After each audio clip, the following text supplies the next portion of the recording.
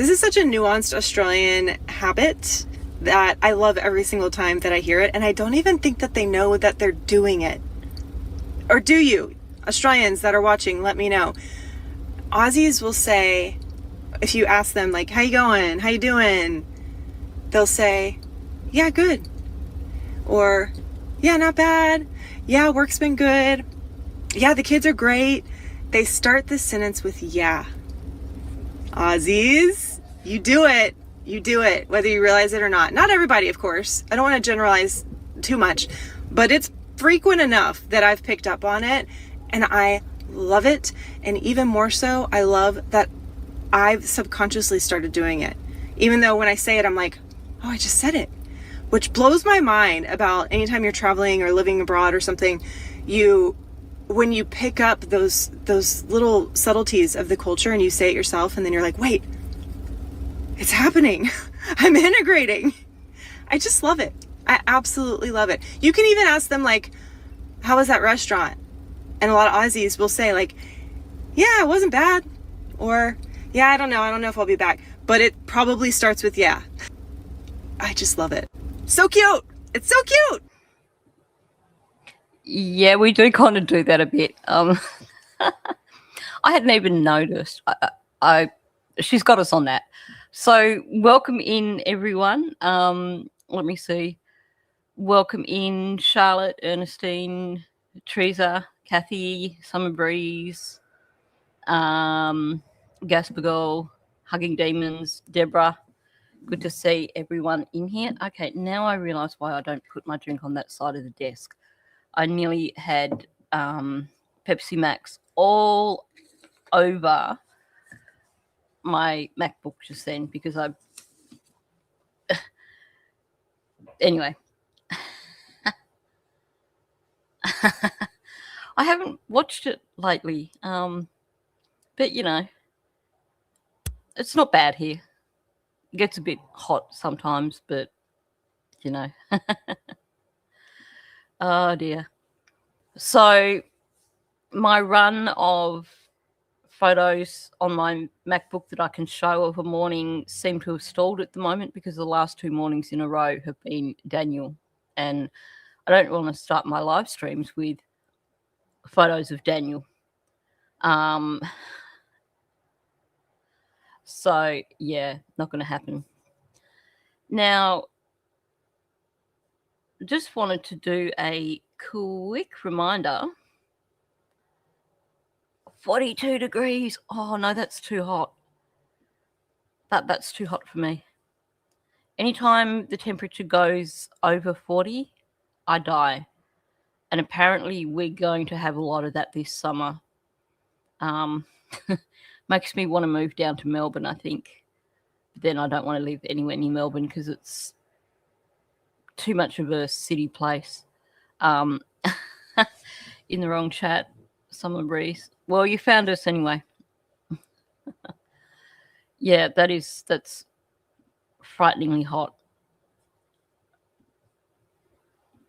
The funny thing is, where I used to live when I was a kid, I can distinctly remember having one day where Mum decided to let us have a day off school because it had gotten over 30 degrees. So we went to the pool instead.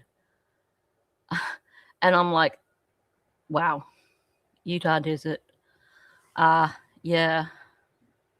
So that's not even as hot as it gets in Utah then, is it? From what I've heard. Wow. Far out. You found your way into Ernestine. Good to know. Okay. So I'm going to drop a little teaser video later today. But I just wanted to remind people that I'm doing a live stream tomorrow morning that's going to be telling Kylie Rodney's story. So this is the case that I started my channel on. And it's been 4 years since Kylie went missing and was then found 2 weeks later inside her vehicle in the bottom of Prosser Reservoir. There's so many things that don't add up with her case. and I'm going to go through all of them. Probably not all of them because there's so much. It would take me a month to go through all of them. But I'm going to go through the main points of Kylie's case in my live stream tomorrow, just to give people some understanding of her case and why it is that I keep talking about her. Welcome in, Tamkins. Good to see you in here. So Kylie was 16. She was just short of her 17th birthday when she went missing. She went to a party. It sounds... the Apple updates are stupid. Apple updates just make things worse, I swear. I have once again gone through my MacBook trying to clear up space. It seems like I go and I empty all the caches and it doesn't make any difference to the amount of space that's being used on my MacBook. And I want to install my Stream Deck. I want to have another go at installing my replacement for my iRig. But until I can get the memory thing sorted out, I can't do that. So Apple sucks at the moment. Anyway. So Kylie, this is a lot like the Nolan Wells case. She went to a party and her friends went home without her. Friends is a very loose term because the girl claiming to be her closest friend wasn't her friend. And she claims to have been with Kylie the entire time at the party, except that she wasn't. Nobody saw her with Kylie at the party. None of the teens had any video footage or any photos from the party. None of the teens knew anything. None of the teens spoke. They spent 2 weeks searching a lot of the time over across the reservoir. They had boats on the reservoir. They had so many planes and helicopters over the reservoir. They even had a boat with a magnetic anomaly detector on the boat, on the reservoir. And the main focus area where they were searching was the area where Kylie's phone last pinged, which was in one part of the reservoir. But they couldn't find her. There was no sign of her. And the helicopter pilots claimed that they could see the bottom of the reservoir. On the 21st of August, so it was around about 2 weeks after Kylie went missing, Adventures with Purpose went in. And yeah, they've got a history of finding vehicles when authorities haven't. But they found Kylie's vehicle within half an hour of beginning searching. It was in 14 feet of water. The top of the vehicle was, I think, about 7 feet down. But apparently no one ever saw the vehicle in the water. Autopsy results show that Kylie didn't drown. They also show that it didn't seem to have been anything to do with alcohol intoxication, because the level of ethanol in her system was consistent with decomposition. And of course, the road that she had to go down to end up in this reservoir was not a wrong turn road. You would know you were on the wrong road if you had got down there. Not only that, you would find it very hard to drive into that reservoir because vehicles would get bogged before they actually ended up in the water because of how muddy and boggy it was. But Kylie's death was ruled accidental, and they said that she drowned. This is by a medical examiner who has a history of giving the required decisions.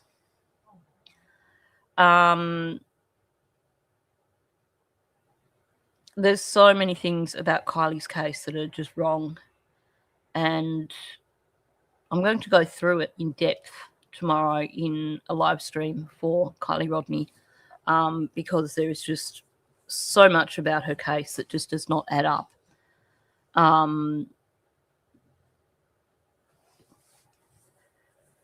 Well, her friends claim that she wanted to stay behind and that they left because they wanted to go, but then that story changes as well. She had messaged her mother and said that she was going to stay a little bit later, but she was leaving at, I think it was like 11:45 or something. And she never messaged her mother back to say she was on her way, which she usually does. But this friend, Sammy, claims that she had asked Kylie for a lift home because she wanted to stay at the party longer. But then she claims that she changed her mind and got a lift with someone else, and Kylie decided to stay. There's so many similarities with the Nolan Wells case, down to the rich kid, a lot of rich kids actually, but kids with influential families who clammed up and wouldn't talk. No idea where Kylie's phone ended up because I don't think it was ever recovered. So many similarities. It was it's possible that there may never be justice for Kylie, because Truckee is perhaps one of the most corrupt areas in California.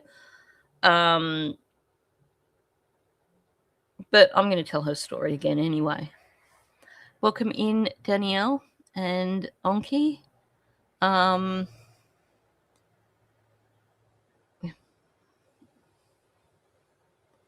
Yeah, no, that's cool. It's always going to be there for replay. I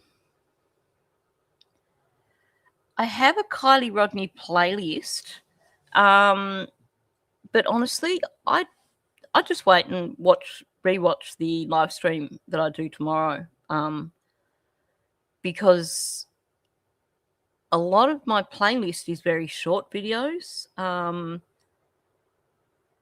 that kind of don't go into that full on what happened. Yeah, she's a lot like Helen Hunt, actually. Yeah, I hadn't thought about that.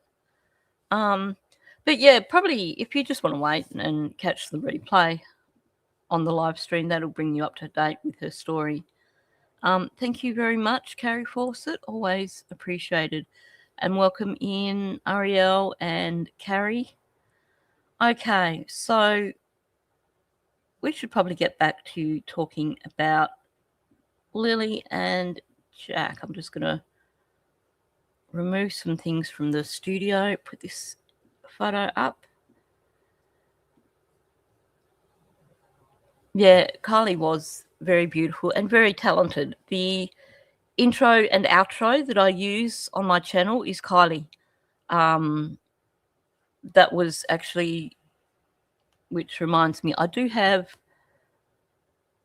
welcome in TJ's mum. I have one quick little video that I'm going to play, and this is Kylie playing the violin and I think singing, when she was about 7 or 8.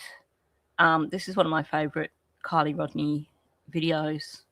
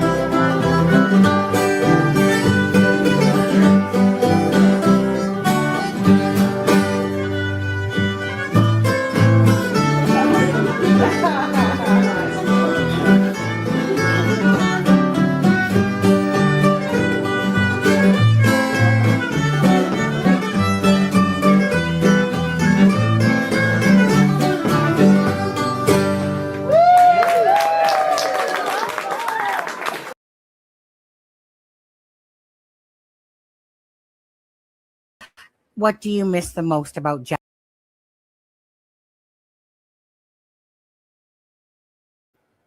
Okay, it helps if I unmute. I was pressing all the wrong buttons. She was so talented. So yeah, that was a very, very young Kylie.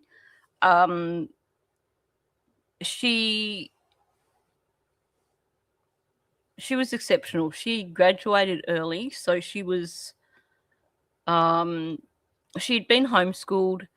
I think she'd graduated about a year or so early. She was just one of those very talented, very well liked people, and I suspect that there was a lot of jealousy from some of the other teens that were at the party.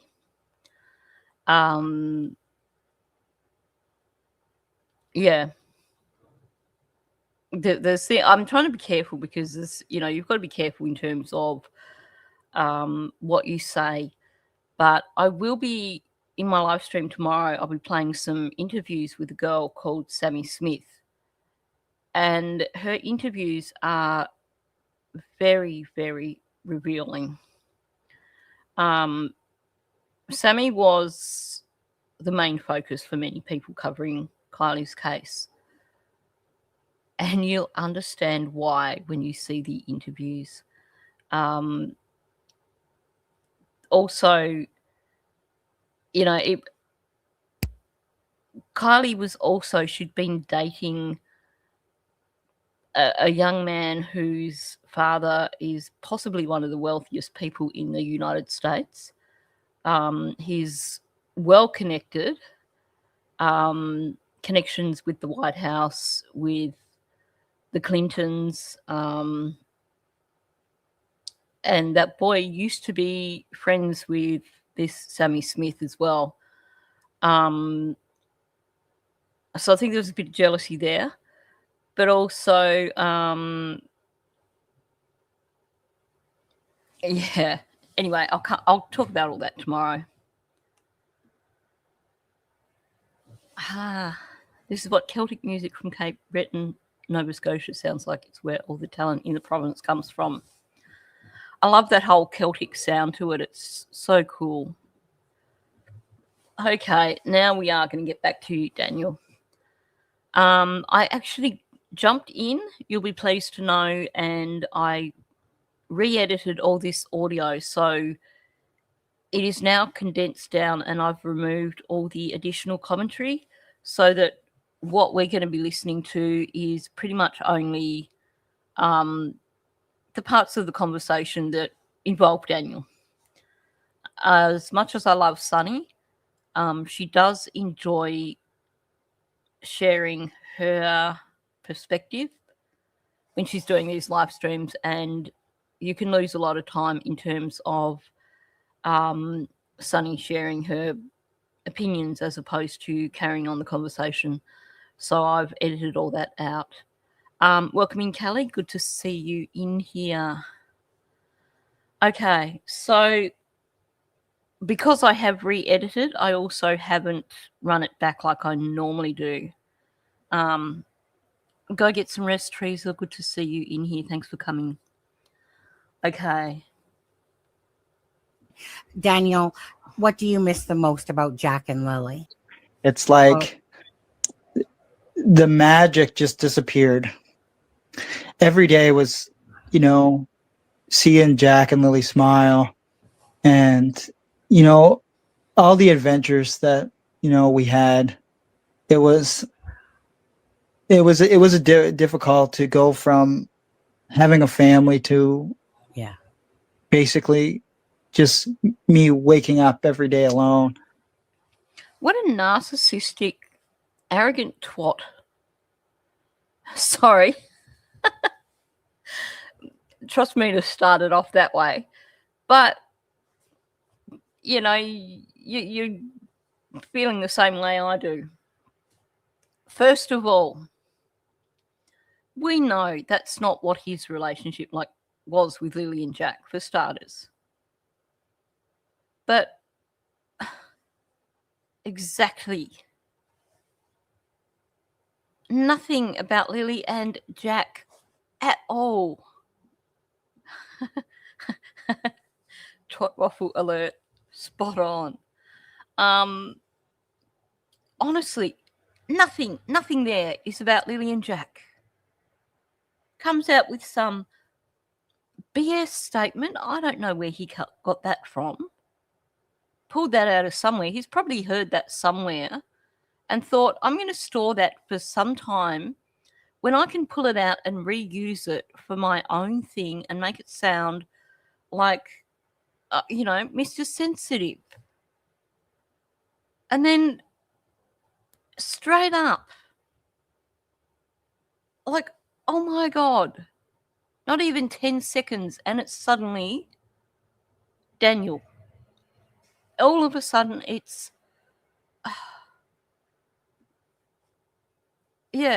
unreal.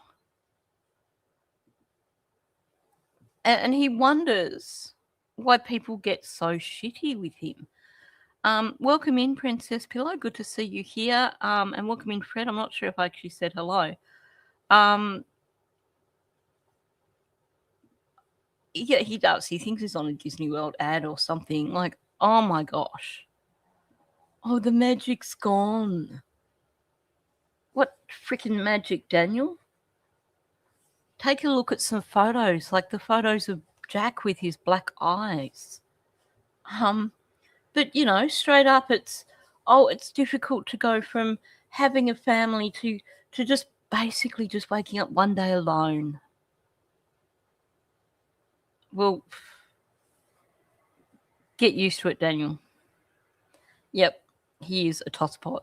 I haven't heard that for so long, but that is spot on. He really is a tosspot. Oh, and he keeps going. I love these comments. Oh dear. Yeah. Like, honestly, Daniel, suck it up, princess. It's just, yeah. But, apparently the thing he misses most about them is the magic. Why can't the adults that were around these kids actually say something that makes them sound like real people? And welcome into Deafening Silence. Good to see you here.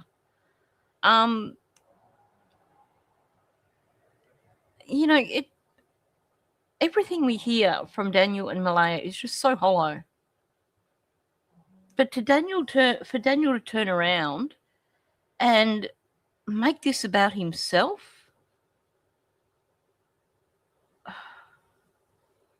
yeah, so true. Hadn't thought about it that way, but the only positive thing is that he can't abuse any more kids. And yeah, he has to turn it back on poor, sad him. Yeah. How does that work? I want to know more about this last memory, Daniel. I want to know a lot more about this last memory. Anyway, let's hear the rest of this drivel. And that's the biggest thing is there's no magic in the air. It's just silence. That's it. That's the biggest thing. It's just having the atmosphere of a family to just having nothing. Yeah, everyone has things up and I'm speechless. Now, we know Daniel's an ass. We know Daniel is a narcissist. But she's asked him, what do you miss the most about Jack and Lily?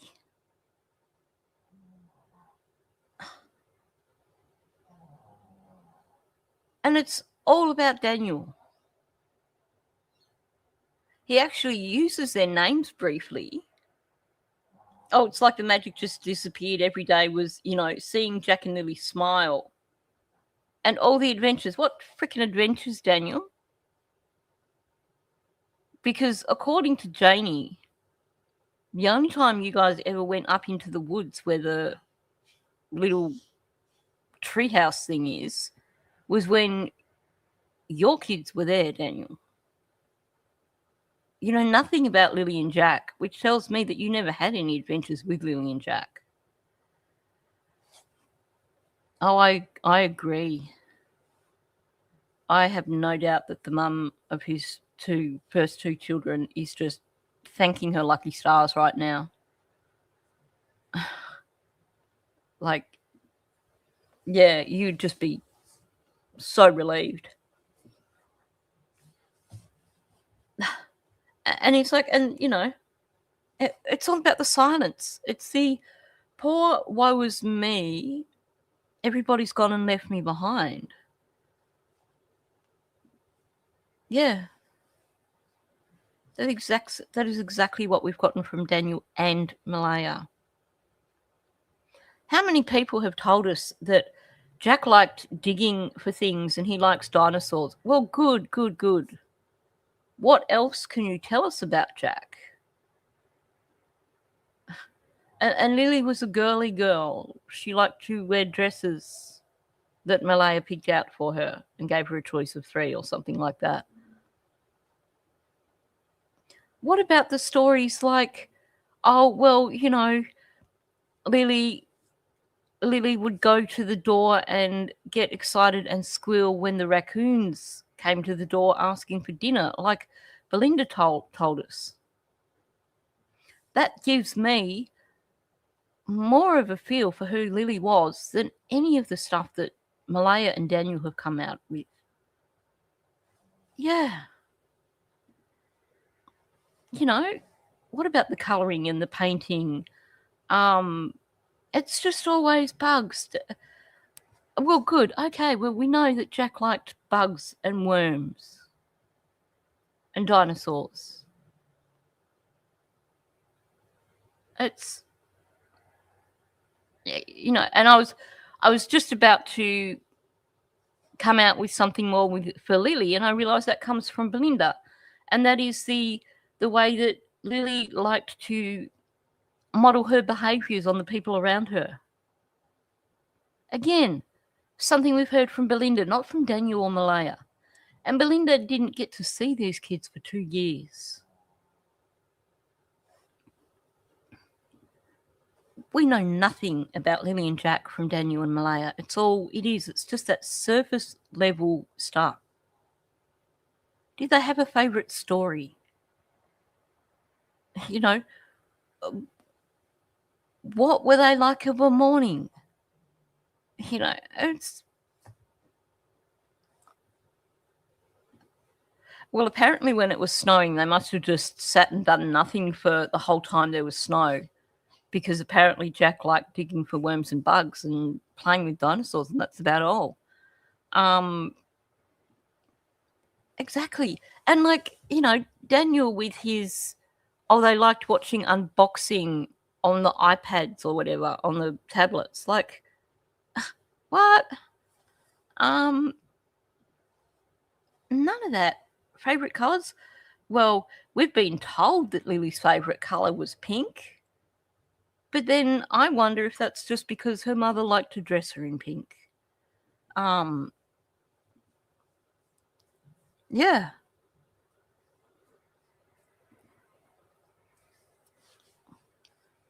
Well, apparently, but I don't think it's very likely. It's... Yeah.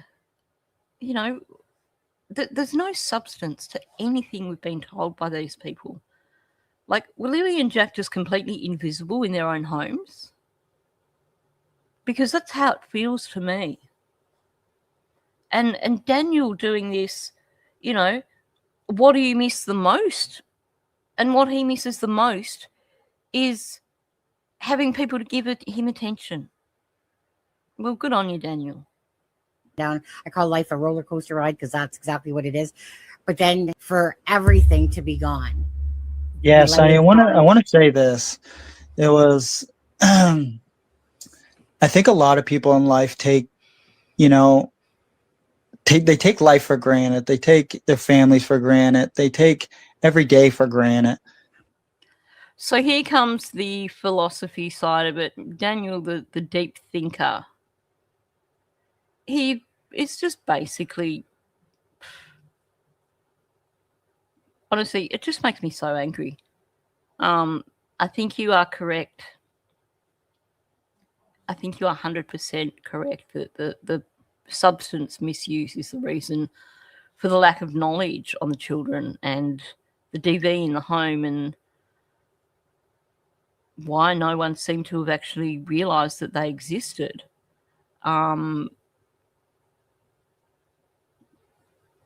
Yeah.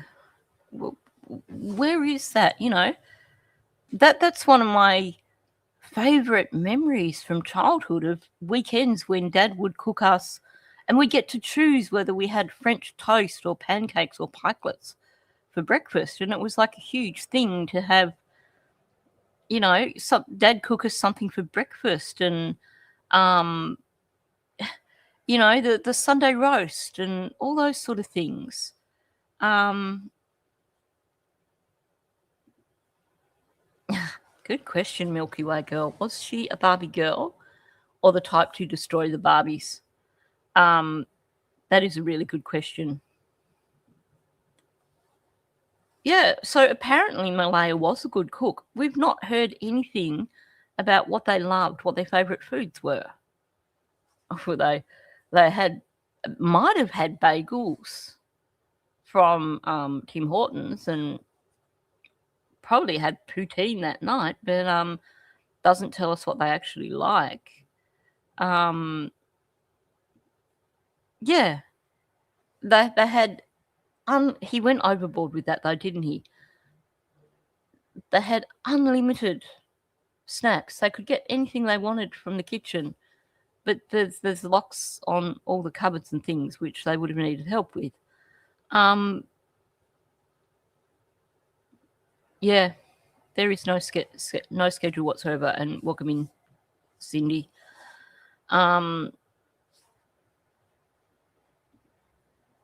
That is the sad truth of it. I mean, Earl was buying groceries for these kids. I look at some of the photos of Lily in like the, you know, probably the last 6 months of before they went, and she looked so skinny. I know, and I didn't buy it. It really sounded like someone just offering excuses. Someone who'd been called out just offering excuses. Forgetting that we'd been given all these photos that we can see the locks on the cupboards and on the fridge door. I've not seen any photos of the kitchen area with a bowl of fruit out or anything like that.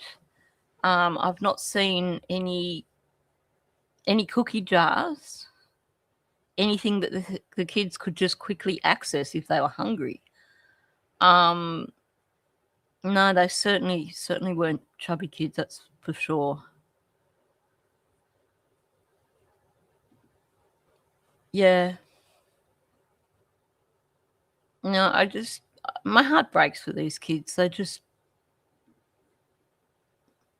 you know, that's one of the most painful things I've heard in this case, when Janie was talking about the, you know, her fridge was always open for her grandchildren. Because the implication was that, you know, it wasn't there for Lily and Jack. You can guarantee that they weren't welcome to go in there and ask for whatever they wanted from the fridge. And I'm willing to bet that, oh, wow, light bulb moment. My brain got ahead of my mouth. I was just about to say, I'm willing to bet that part of the going into town with Ron on Fridays for Janie every other Friday was to make sure that she got treats to put in her RV for her grandchildren. And now I'm actually like, I can't describe the reaction I'm having right here. Daniel's other children were meant to be going there that weekend. You get this story from Daniel about telling his children they couldn't come that weekend because Lily and Jack were missing. And he talks about his daughter saying, I want to help search for Lily and Jack. So Janie apparently decided she didn't want to go into town with Ron on the Friday. she wanted to go back to bed.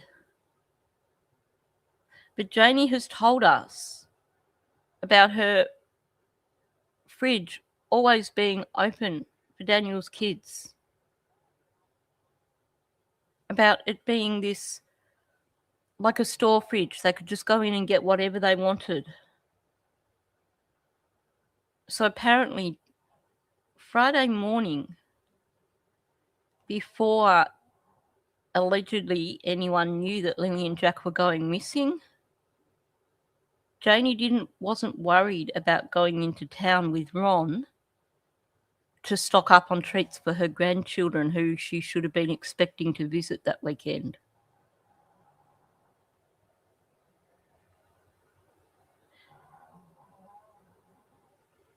You can't tell me that she would have had like a permanent supply of treats in her fridge. And what were the treats that she had in her fridge? Because if it's in your fridge, it's not going to last a really long time. So if you're stocking your fridge with treats for your grandchildren, well, if they were there a fortnight earlier, then you'd be wanting to go to town and get more treats and restock your fridge. But apparently she didn't need to restock her fridge that weekend for her grandchildren.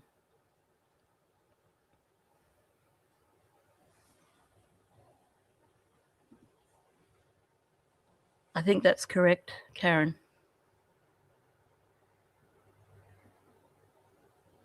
They would have had to have cancelled the visit from Daniel's children ahead of time, so they would have had to have called on Friday. Good point, Grover. It's a freaking RV. Sorry. You don't have a lot of room in a fridge in an RV.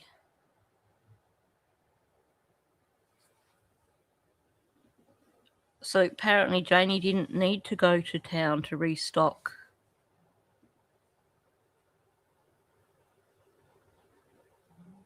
And don't forget too, Janie's on a limited income. We're not talking about someone who is going to just have a bunch of stuff on hand.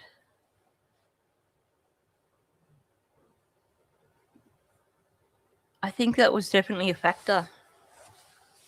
Daniel's kids were meant to be there that weekend. They would have been arriving on the Saturday. So that's why everything was planned for the Friday. Apparently Malaya shouldn't have rung that early. But that's really telling. When you start putting two and two together in terms of Janie talking about her fridge being this endless source of treats for her grandchildren, Daniel saying that his children were due to come that weekend for a visit, and Janie not going shopping with Ron,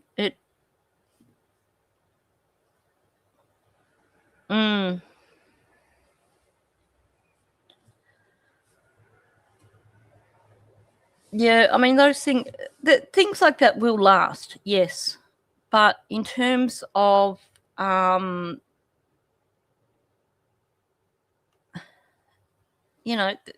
Janie's not someone who's working.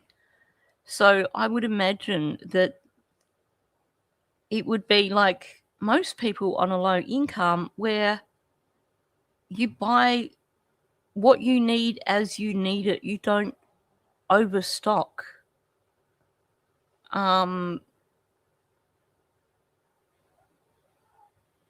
Mm.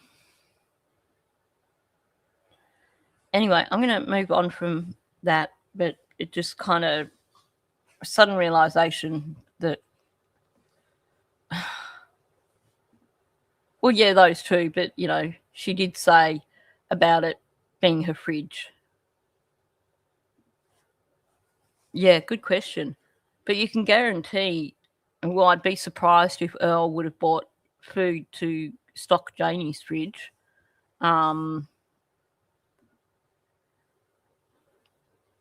Anyway, moving on. Let's hear some more of this whole, you know, time is short.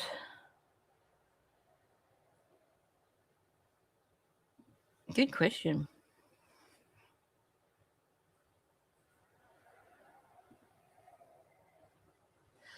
I wouldn't be surprised if she did have stuff like that. Oh, yeah, that's right. Janie had no cupboards. Everything went in the fridge because Janie had no cupboards.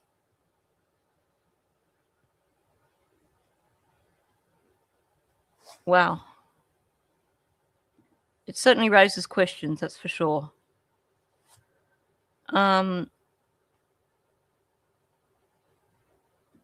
Granted, and Hang on. Yeah, everyone has things up and down. I call life a roller coaster ride because that's exactly what it is. But then for everything to be gone. yeah, We let Sonny, it I go. want to say this. It was, I think a lot of people in life take, you know, they take life for granted. They take their families for granted. They take every day for granted or granted. And I just don't want people to know that, like, you should never take time for granted. Time is the most precious thing on the earth.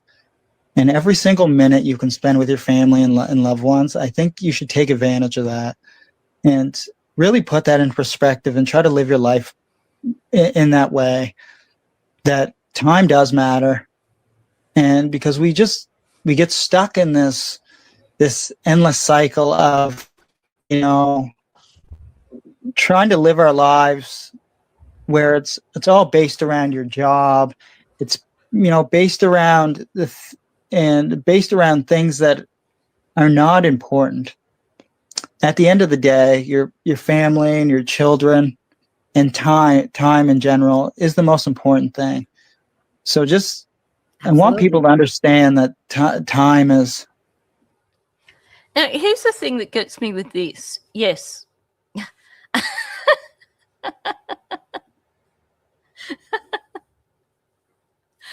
Oh, yeah. Thank you, Dalai Lama Daniel. So true. He has been reading those self-help manuals. Daniel can only guess how other people think or how they live. I think that's to be sure. Oh, exactly. He is now a philosopher. He just, you know, it's just astonishing how his brain works or doesn't work. Spot on. Time means nothing. Now, here's the thing, though. Oh,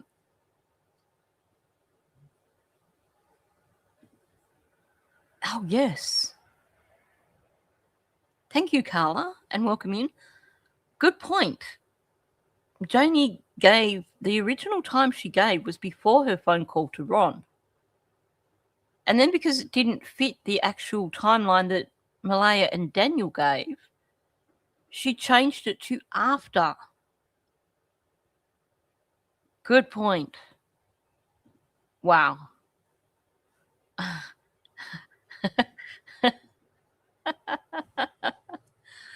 Oh, definitely.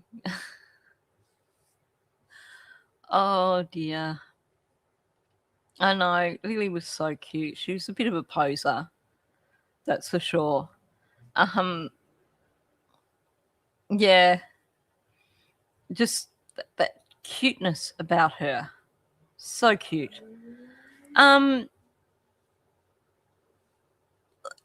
looking at this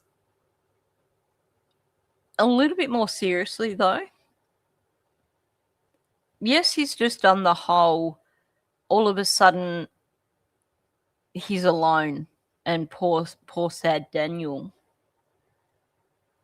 But usually when people start talking about, you know, hug your family, love your children, all that sort of stuff, usually that comes from grief. Usually when you hear people telling people to treasure the moments with their family and that, it's because they've been given that perspective of loss from someone dying. I've not heard of anyone else around Daniel dying. So it's interesting that he's speaking this way, especially after she's asked him, what do you miss the most about Lily and Jack? And now he's philosophizing about, you know, love the people around you. It does feel a bit like that.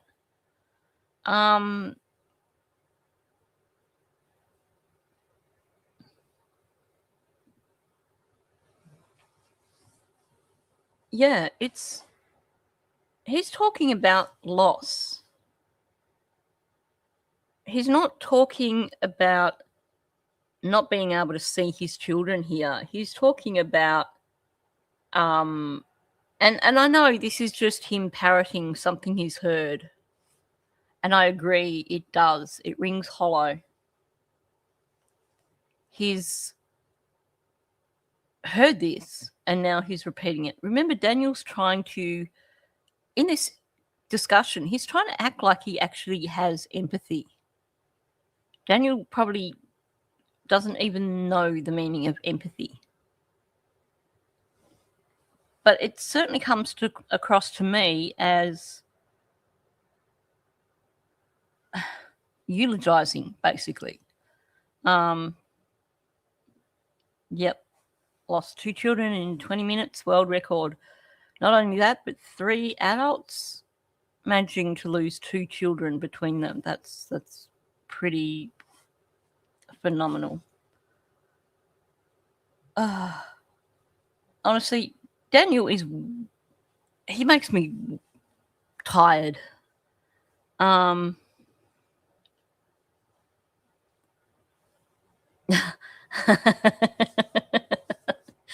Yeah, that puts it in perspective, doesn't it? He is an unemployed suspect in several criminal charges, and you're supposed to take life advice from him. Of course you are. And that's what he's doing. He's trying to sell it that he's sad because he's all alone.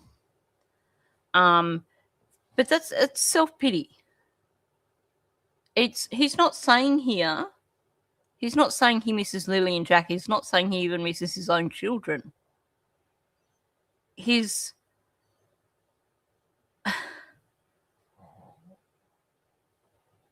basically saying, you know, don't take the people around you for granted because you could be on your lonesome. Not that he misses them. Like, he's got no idea. Time is the most precious thing on the planet because you never know when you're going to get another minute. Yep. And I want people to really understand that. And Well, you know, I had to come to grips with that over the last year, and that's what like really drove the momentum of, you know, doing all the self-examination that I did, and trying to be as open as possible without, you know, being closed off or you know, trying to get emotional about things. Trying to get emotional about things. That's truthful, Daniel, because you try to get emotional about things, but your fake tears don't actually hit home. I know. I want people to understand You said what I was thinking. Honestly, this has got to be one of the most painful Daniel things to listen to right now. Yep. That is exactly what he's telling us.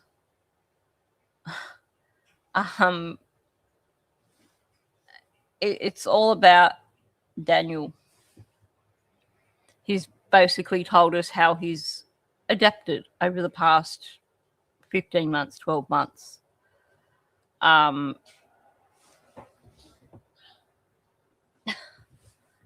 Anyway. Okay, let's try and get past this. Because you never know when you're going to get another minute. And I hope all your viewers, if they take away one thing, they should take away that from this conversation, is that, you know, time isn't forever. So profound. Time isn't forever. Actually, time does go on endlessly. But I know that's not what you're trying to say, Daniel. But that kind of just missed the mark completely. Honestly, seriously? Nope. And I really want people to grasp that concept, because that's the most important concept is, you know, your family and your kids and your friends, because they're the ones that are going to be with you through your life. So never turn your back on your friends, never turn your back on your family, and just, you know, try to treat time as not a construct, but try to treat time as the most precious thing on earth. Oh my gosh. Yeah, you dealers.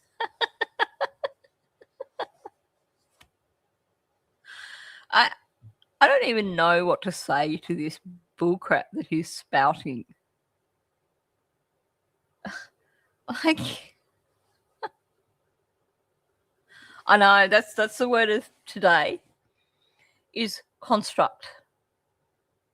He had to say it twice though, just to make sure he got it right.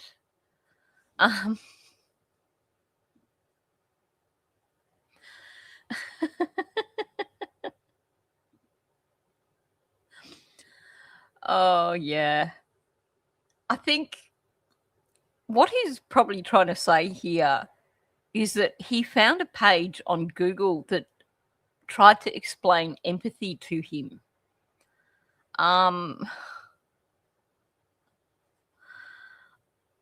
Well, we are supposed to pay attention. We're supposed to have made sure that we heard that and that we took it on board. Oh,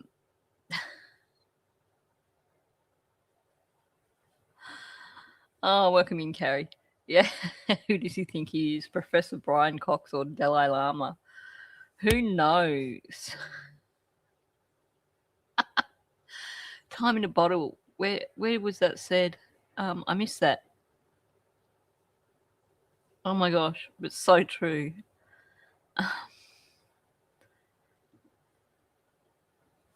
That's the reality of it though, isn't it? Time is short. You never know how much time you've got on this earth. That's what people say when someone dies. So, you know, we can laugh at him, but at the end of the day, that's what he's telling us. Daniel the Lama's ass. Oh my gosh.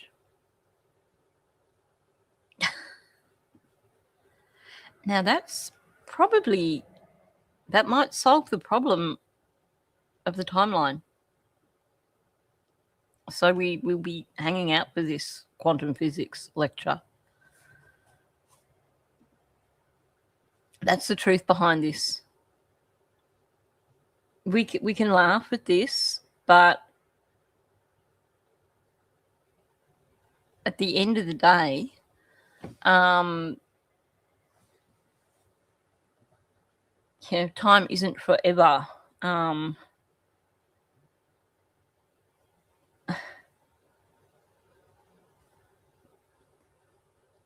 That, you know, you never know when you're going to get another minute.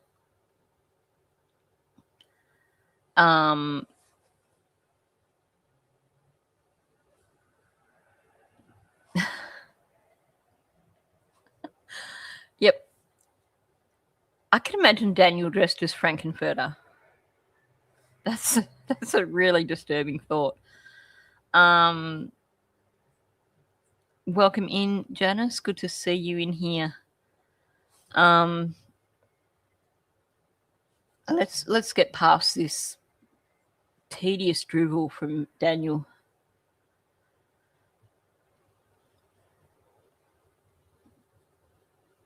Yeah, exactly. He's a new man, but he still can't see his kids, and he only gets supervised visits with the baby. So J4A says, your mom said after confronting Malaya at 10:01, by the way, I appreciate your time on today, she ran up in the woods and spoke to you about searching. How could this be if you already drove around and she said she met you by the kids' forts? She was back at 10:19. Yeah, I just went over that earlier. When on my way down Garlock Road, I drove up the dirt road right beside the house, and Mom was actually up there, which is a little bit past the cabins. We use the cabins as a reference on that side of the house, right? And that's when I asked Mom, are you getting in the car? She said, no, I'm going to search this area. They couldn't have gone far. So something he's done a few times in this conversation is he's adapted Janie's narrative. Yeah.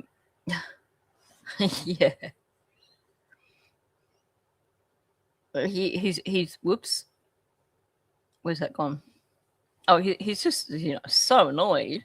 I did explain this earlier. You might have explained it earlier, but you've also explained it 20,000 different ways, Daniel. Yeah. We are getting closer and closer to September 3rd.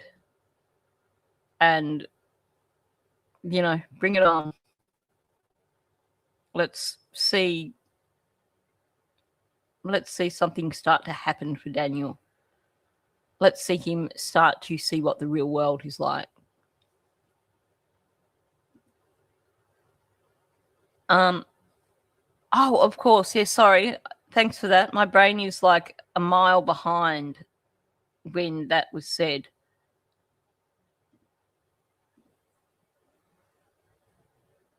No, he didn't actually. Sorry, that only popped into my brain because I was editing this last night. So I read this section last night and I'm thinking he already said that, but no. Yeah, exactly. Different ways or in reverse. So if you were to say, well, before you did this, what was it that you did before then?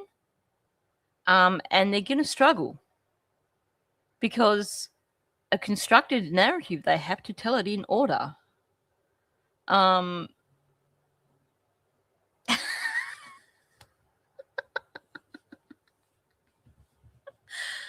Oh dear. Nice one, Tamkins. If you want to get Daniel a gift, a soap on a rope would be a good one.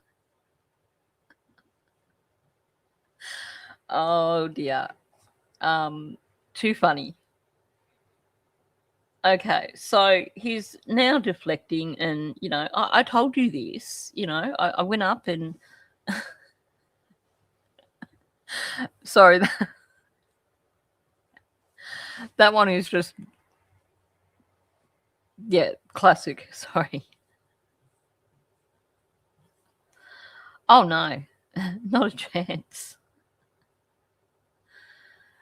It's certainly not on Justin's because he's quick on the uptake. He'd be like straight onto him. He picks up on so much as well. Oh my gosh. Thank you very much appreciated, Ariel. We need justice for Lily and Jack. That's why we're all here. Yeah, that's where that comes from. But I distinctly remember your mom saying that she had to go into the home to get her phone because she had left it there, while she was going up searching. But the thing is that by her own phone time, she had 10:19 as when she was on a call. and the police didn't arrive till like 10:28. And So I'm just going to explain what Sunny is saying there. Janie claims that she heard Daniel and she came out about 10 minutes later and she saw Malaya standing on the driveway like a stunned mullet doing nothing. And Malaya said that the kids had been missing for about 10 minutes. Now, Daniel's timeline doesn't quite fit with this anyway, but let's just pretend to go with the timeline that they're trying to make us believe. If Daniel got in the car straight after Malaya called 911, hang on, backtrack. Daniel was yelling for the kids before he ran up into the woods, apparently. And that's the thing that Janie heard. And then she came out after that. Now, according to Daniel's narrative, Malaya hadn't rang 911 when he ran up into the woods. So that occurred before 10:01. So Janie heard Daniel before 10:01. And then she came out 10 minutes after hearing Daniel, which means she had to have come out and spoken to Malaya before 10:11. And she said that she immediately went into her RV and she put on her boots and she headed up into the woods. So that places her up in the woods from around 10:11 till after the RCMP arrived. Because Janie says she came back and the RCMP were there. Well, the RCMP didn't arrive till after 10:19. So how does that work? How could Janie be in the woods at 10:19, but also on the phone at 10:19 in her RV? And I don't think that Sunny has quite figured out that's what the question is. She didn't. Janie specifically said she did not take her phone. So it doesn't fit. Because she said that she went off, neither her nor Daniel took their phones apparently. So she ran up into the woods and she met Daniel and she did all this wandering around. And she came back after the RCMP had arrived. And she left her phone in her RV. But she was on the phone at 10:19 when she wasn't even in the RV or in the vicinity of the RV. I agree. I agree 100%. Because you'll see that none of it fits. I mean, Daniel can't even decide if Malaya rang 911 while he was there or after he went up into the woods. I mean, they cannot figure out their timeline. I know that's 10:21 or 10:21, and I know that story is so 10:22. It took 21 minutes on there for them to arrive on scene.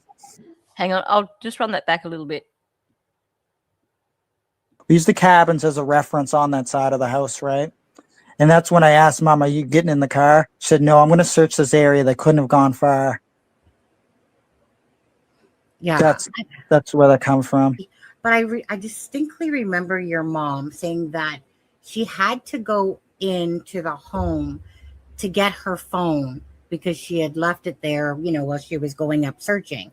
But the thing is that by her own phone time, she had 10:19 as when she was on a call, and the police didn't arrive till like 10:28. And I know that's 10:21 or 10:21. And I know that story is so 10:22. It took 21 minutes. I think Sunny is closer to the right time.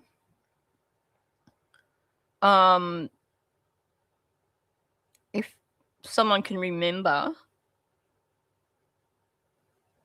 but it wasn't 10:21. It was a little bit later than that, because that would have only been 20 minutes. I think Sunny's probably pretty close with 10:28. I know. It's like Stephen Stearns. Thank you. That sounds spot on. Yeah. 10:27. It was 26 minutes. Thank you. Spot on.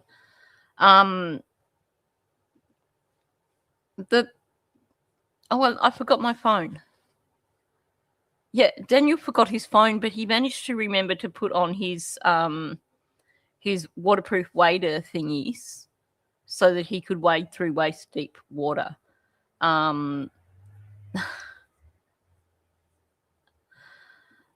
Yeah, definitely. I mean, we know that Friday morning is a complete fabrication anyway. I suspect that Janie was probably out with Ron doing something and then came back and Ron called her.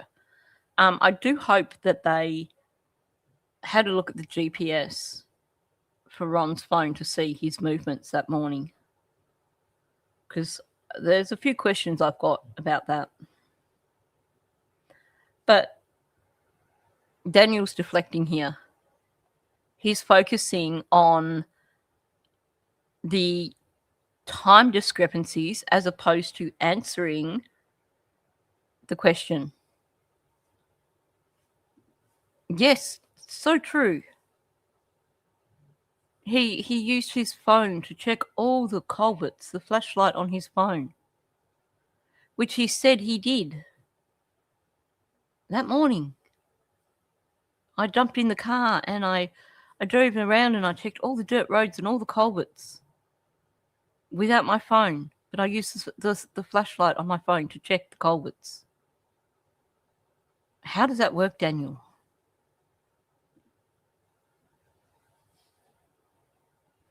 Yeah, apparently.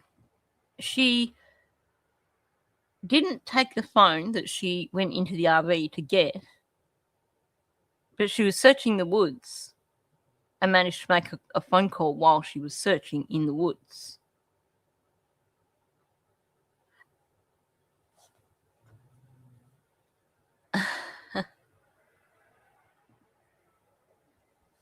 Yeah. That doesn't make them look good at all. That they think they're like geniuses here, but they're kind of not really. Far from it. On there. For them to arrive on scene. If Malaya was at the forefront. Oh, actually, I wonder, I might not have put the images in here. I was going through. No, I haven't got them on this. I have to. I will show them tomorrow. I was going through some of Sunny's screenshots, and I didn't realize that she actually had a screenshot of the 911 call from Malaya's phone. And it does show that the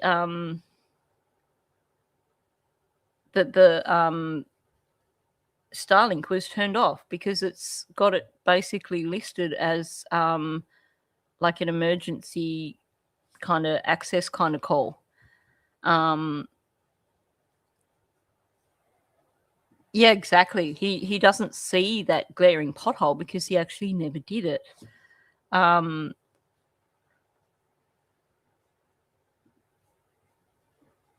Yeah, I do have questions about that.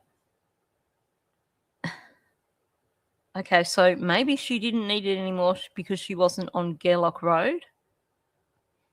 But if it's something that was used for messaging as well,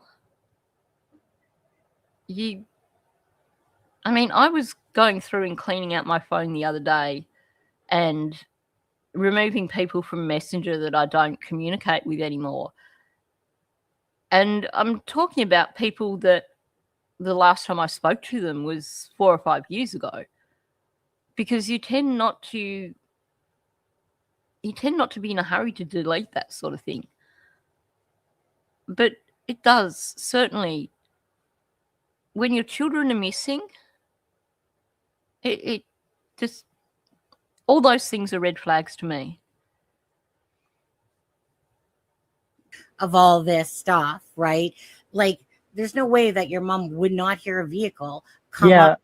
No, you know. well, it's at the end of the drive, and if someone came to the end of the driveway or something like that, you wouldn't be able to hear it. That's the thing. But I know that Malaya did not move the kids off the property. She never got in the car. She never drove them. Like, Malaya didn't move the kids off the property herself. Did you catch the last sentence, the way he said that? Malaya didn't move the kids off the property herself. Now, I know he's trying to give this impression of Malaya getting someone to take the children. But the way it comes across to me is that Malaya was a part of it. Somebody else moved the kids off the property. It wasn't Malaya.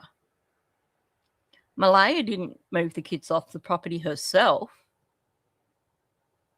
but someone else did. That one word at the end of that sentence is important. It stands out to me like huge, big time.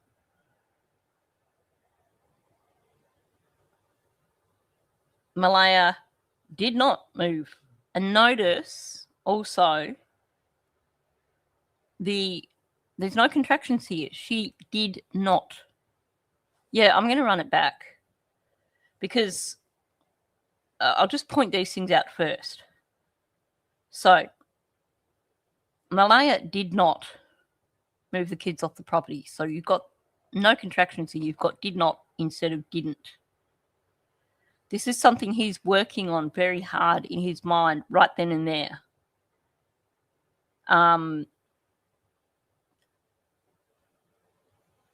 Sorry, now I've lost it in the transcript.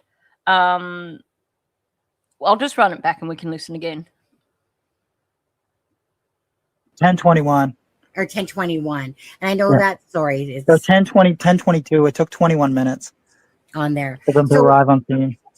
If Malaya was at the forefront of all this stuff, right? Like, there's no way that your mom would not hear a vehicle come up.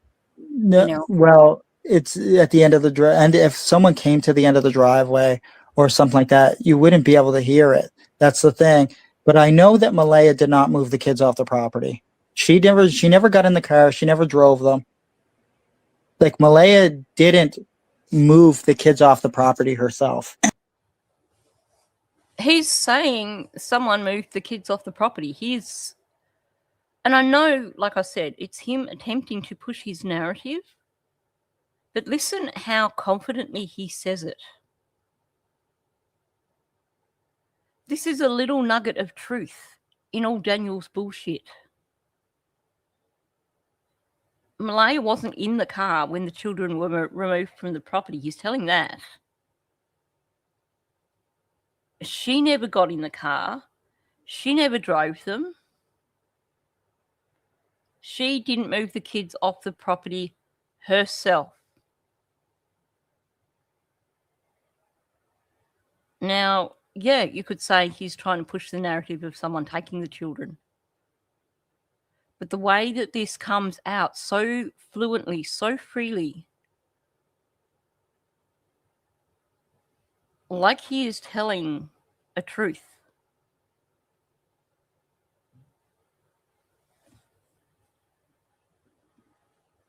Yeah. He's basically said Malaya was part of this, but she wasn't the one who removed the children from the property.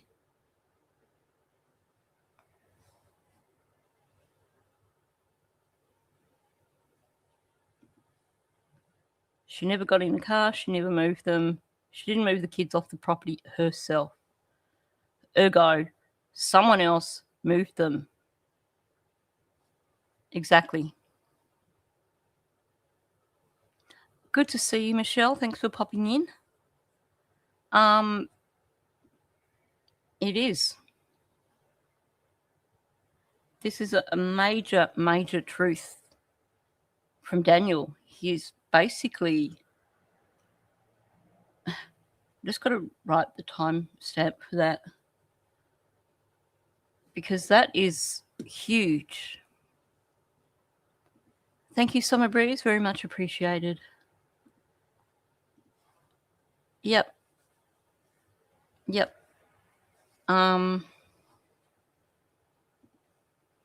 Yeah, and that's the thing.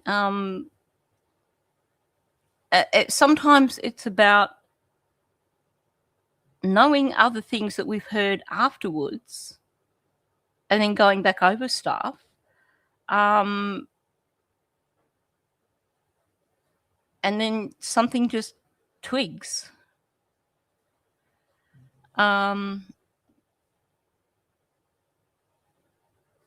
She said she would never do anything to her kids. It's not the same as saying I would never harm them or see them harmed by someone else. Yep.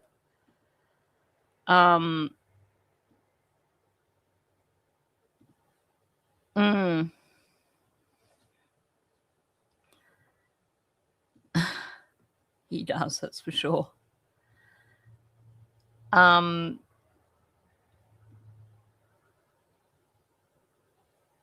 Yeah, I think that's revealing. Malaya did not move the kids off the property herself. And now, I don't know whether he's realised how freely he gave that information, but now he's going to do some straight up deflection. And I know in the documents it stated that there was a tan colored car or gold colored car that was parked up the road. I wish that we had some answers on who that was or what they were doing, because it's just such a suspicious action.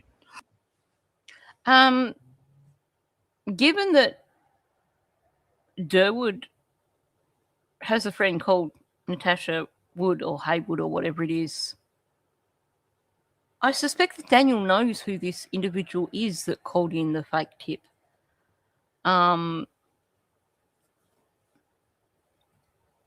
Yeah, it's never been confirmed. The story of the dogs to the end of the driveway has only ever come from Daniel. And I suspect that was, I think he told Belinda that on the 17th. So that was after Malaya left and after reaching the point where they wanted to push the narrative of, that someone took the children. I think he is getting ready for his next bathroom break, I believe. I lose track because, like I said, I went through and I re-edited this last night to pull out all the additional commentary. So I've lost track. Exactly. The walls of the trailer are paper thin. And Belinda said that. Yeah, you would hear a car at the end of the driveway. There's no ifs and buts about it. Yeah, it was part of the narrative. That's for sure.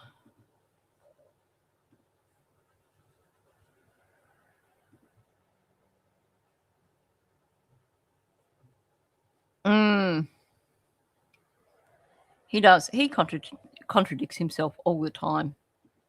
Constantly.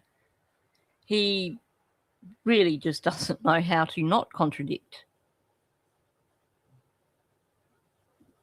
Yeah, well, apparently, it didn't bark that time, but, let's push the narrative.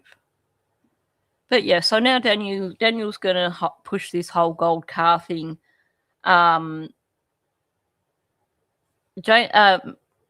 Sonny comes back at him over it, but he's not happy with that. You To talk about the lady that reported something like a month later. They yeah, tagged Wood or something like that. yeah. I wish there was more. Investigators may have more information on that, but they wouldn't tell me, right? Mhm. But I wish that we had more information on that tan or gold colored car. And there was a lady that was like, I'm trying to remember what the document said, like a 50 or 60-year-old lady with dark hair or something like that. That one I never actually put a grain of salt into, because May 31st, you're Yeah, reporting this. And the thing was is that the attributes that were said didn't match Jack and Lily. that's right. That's We also need to acknowledge here, this is the magic color changing vehicle. Exactly. Spot on. So many different colors. The big thing with this that bothers me, and I still wonder why they had this in the documents. This phone call occurred the day after Durwood was hauled in by the RCMP over his story of the children being put in a car and driven away somewhere. And they basically squashed him like a fly, squashed him like an ant even. I can't think of anything smaller than an ant, but they squashed him well and truly because it was BS. And he got really annoyed with them because they wouldn't buy his story. So the very next day, after Durwood has been trying to convince the RCMP of his story and been squashed like a bug, we get this person calling in a tip that matches Durwood's story. And the funny thing is, this person calling in a tip, before Durwood and that made their Facebook accounts private and you could see their friends list, they had a friend on there who was called Natasha Wood or Natasha Haywood, one of those. Coincidence? I think not. Yeah. I think they were trying to imply that it was Cindy. I think they kind of messed it all up a bit with I suspect that the woman who was asked to make the phone call probably got the narrative slightly wrong, or they didn't give her some of the information that she needed for the narrative, so that when she was questioned by the RCMP and she had to make it up, she didn't know what the actual facts were meant to be. And in spare time too,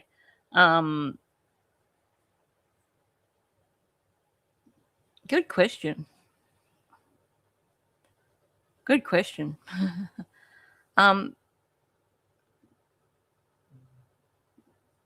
Could have been. It was.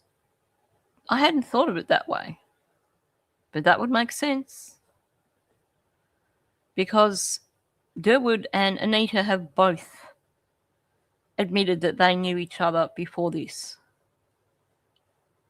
So, I wouldn't be surprised if they were in cahoots. why I have such a, but it's, I don't know. And I don't understand why people make things up. I don't know. Like, she wasn't this Like- Natasha girl. I don't know who she is, but why make things up like that? And that's what I have a hard time grasping. This isn't regard. So, Sonny kicked his ass here and he doesn't know how to deal with it. So now he's like, well, why make these things up? That's all he can come up with, because she's basically said, look, this story is complete utter BS. Yep. Exactly. It's all about the white powder. Well, it would fit in with one account where we heard that she basically just turned up at their place. Now, apparently she was evicted before she turned up at Cindy and Wade's. But it sounds like there had been very little connection between her and Cindy and Wade until Lily and Jack went missing, and then all of a sudden she turns up at their place. And all of a sudden you've got Durwood sticking his bib in. Like, coincidence? I don't think not. I don't think so. I strongly suspect now that Anita was in on this with Durwood from day one. And I would imagine that it wouldn't be hard to find some connections. Regardless of how it's being looked at, whether it's an abduction, whether it's a family member that's taking the kids, whether it's family involvement, it's criminal. And Exactly, I agree 100%. At this point, I don't believe that they ever went into the woods. He agrees 100% that it's criminal. Of course you agree 100% that it's criminal, Daniel. You know 100% that it's criminal. Honestly, yep. Now it's going to, oh, they didn't possibly wander off into the woods. No, we know they didn't wander off into the woods, Daniel. We also know they weren't abducted. RCMP have made that pretty damn clear. And trust me, if anyone had taken those kids off that property, the RCMP would have found evidence by now.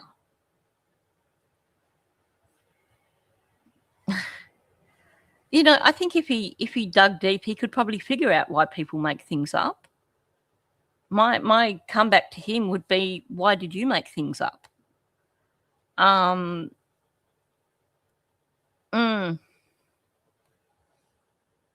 Yep, it's whoops. There is no coincidences, none at all. Yeah, it's all about the it. What is the it? What is it that happened? Yeah.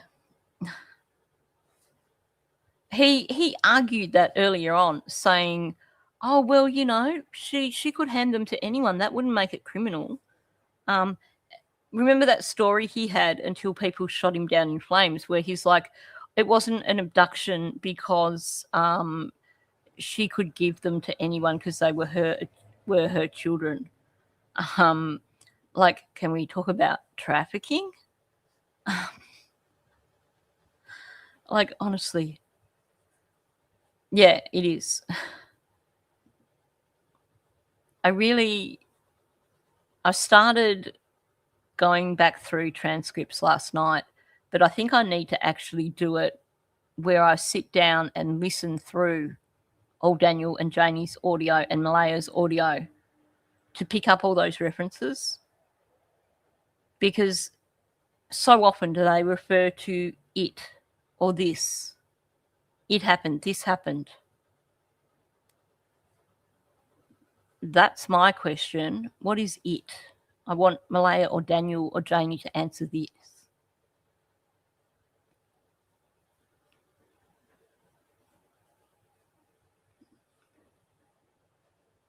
Yeah.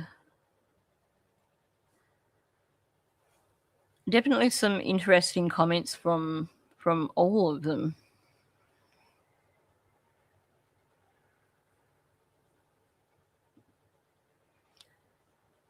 Yeah. I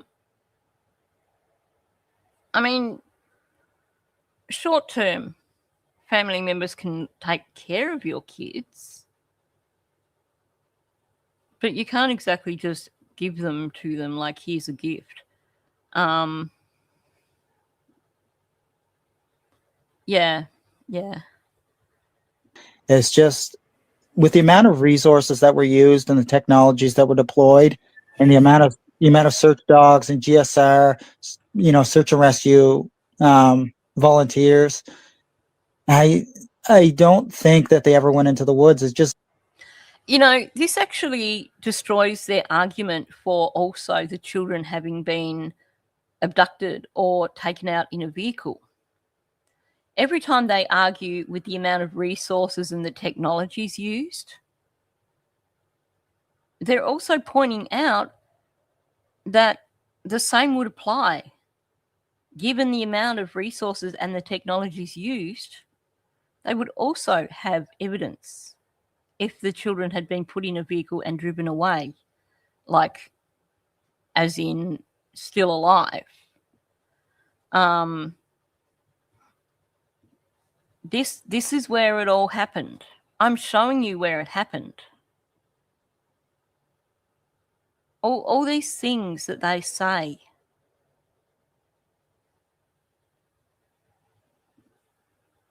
Yeah.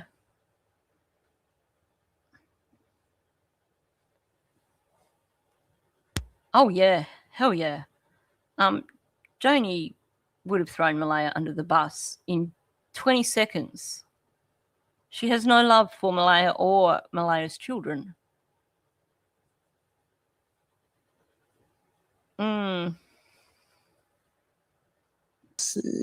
The possibility of them going to the woods is just so low due to it being over a year. And I believe they would have continued to search if they were believed they were in the woods. If they did go into the woods, they wouldn't have been able to make it that far due to, you know, the structure that's down from all the windfalls from Fiona and the thickness of the woods in the elevation of the terrain. They wouldn't have made it that far, and especially wearing such bright colored clothing. He doesn't know what they were wearing, allegedly, but now they were wearing bright colored clothing. Well, I thought they claimed that Daniel was wearing black Carhartts and a brown jacket. So, what's this bright colored clothing that you are talking about, Daniel? And the elevation of the terrain. How does elevation make any difference? That's not an obstacle. Most people can walk up or down a hill.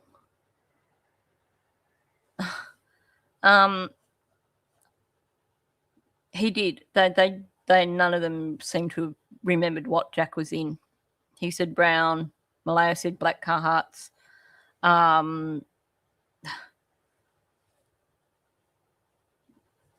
Every single time. There's always something that he thinks he's being smart, but in trying to put out his BS, he just spills out these little truths here and there.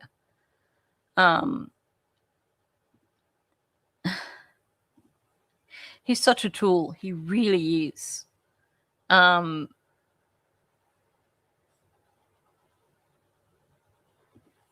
Yeah, that's exactly the thing. We know Malaya didn't do it because they would have dumped her in it so fast. So that brings it back to Daniel's family. Janie doesn't like anyone, I think. I think you are spot on. Welcome in, Hayley. No new updates. This is going through Daniel's conversation with Sunny from May, going through the 9-hour live stream, which possibly maybe at the halfway point. It's hard to tell because I've reduced the audio down to just the conversation between Daniel and Sunny and removed a lot of the other stuff. So this possibly could be about maybe halfway, maybe not quite. It is a marathon. It was a marathon. I think the original live stream was like over 9 hours, wasn't it? I can't remember, but yeah, I've condensed it down and got it into 3 videos, although the first one and the third one I now need to go back over like I did with this one. But anyway, moving on. They would have been easily, seen and accessible by helicopters to see. And I just don't believe they ever went into the woods. But early on, I did believe that because that was the only thing that we could think, right? Your mom's. Oh, bullshit, Daniel. Sorry. Sometimes I just spurt these things out. Early on, that's the only thing we could believe. Bullcrap. You guys were pushing the... Yeah. Welcome in, Anne. They were pushing the abduction thing from day 2. And yet now he's claiming, well, that was the only thing, that the only possibility was that they went into the woods.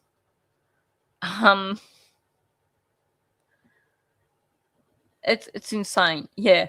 You know, they would have been easily seen and accessible by helicopters. Yep, good one, Daniel. Yeah, good catch, Anna.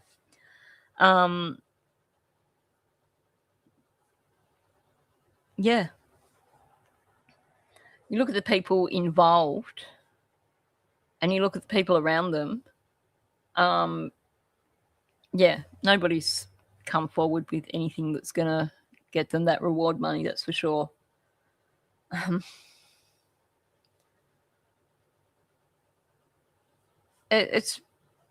He's forgetting his own stories because he's one of the ones that was pushing the abduction narrative early on. There is an interview where he's asking them to check the borders and the PEI border and stuff like that in the airports. That's what it is. It's math amnesia. But note how he did do that kind of redirect halfway through what he was saying because he suddenly realized that he had to...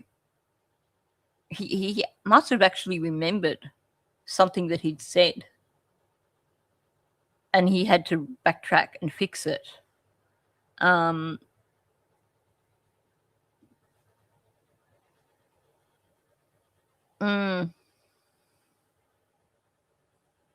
Yeah, exactly.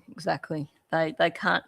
The people that could give information are not going to be eligible for the $150,000.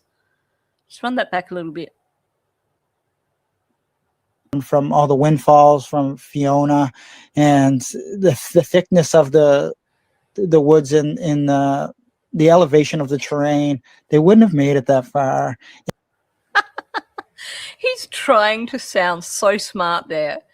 He's just spitting out whatever words come into mind, not actually communicating anything intelligent. And especially wearing such bright colored clothing, they would have been easily, seen and accessible by helicopters to see. And I just don't believe they ever went into the woods. But early on, I did believe that because that's the backflip I was talking about. I don't believe they ever went into the woods. And then he remembers that he actually was saying that and he'd been questioned about it. So then he said, but I did believe that early on. You did not, Daniel. You're full of shit. Exactly. He was not wearing bright clothing. And even Lily's, the pink, from the images that we've seen, it was a more of a pastel-y pink. It wasn't bright. He's just pulling this out of his ass. He's making it up as he goes along. I mean, just throwing in random words to make it sound like he's intelligent, and it's not working at all. It was the only thing that we could think, right? Your mom said that the first thing she thought to do was go check the forts. Yeah. Yet by the same token, you guys also had implied, or you or whatever had implied, that Malaya was the one that directed you guys to the woods. So that was a conflict to me. Oh, good catch, Sonny. Ha! Good catch. I hadn't actually put those two together.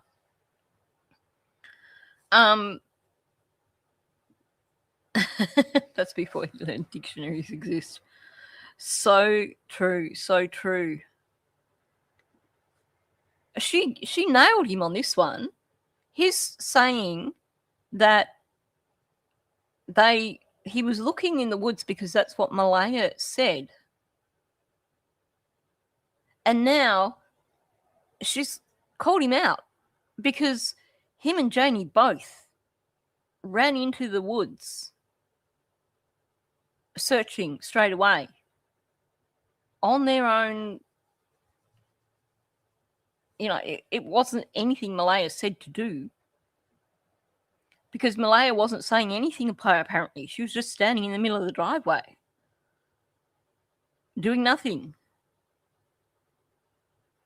But he claims that she's the one that sent them into the woods. So nice work, Sonny. Completely nailed his ass on that one. Oh, I know. There's just... every time I listen, there's more that I've missed. Yep. I was trying to hold back on the stunned mullet, but exactly, she was. She was standing there like a stunned mullet.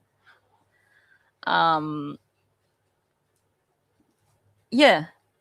And Janie's like, because that's the first thing you would think of. Well, it was the first thing that you thought of, Janie, but Daniel's saying that Malaya's the one that directed you to do that.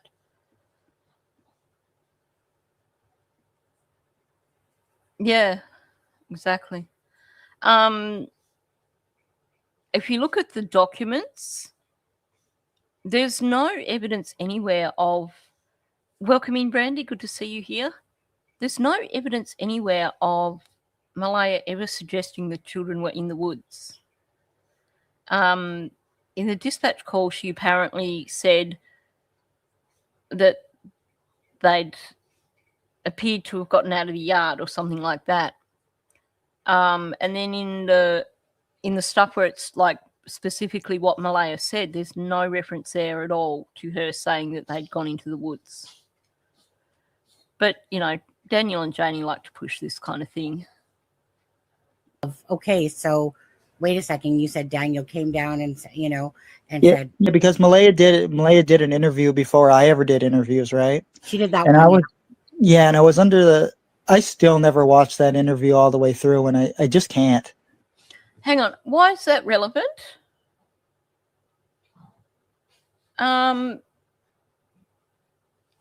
So, hang on. Let me run that back because I don't see the relevance of what Daniel is saying here.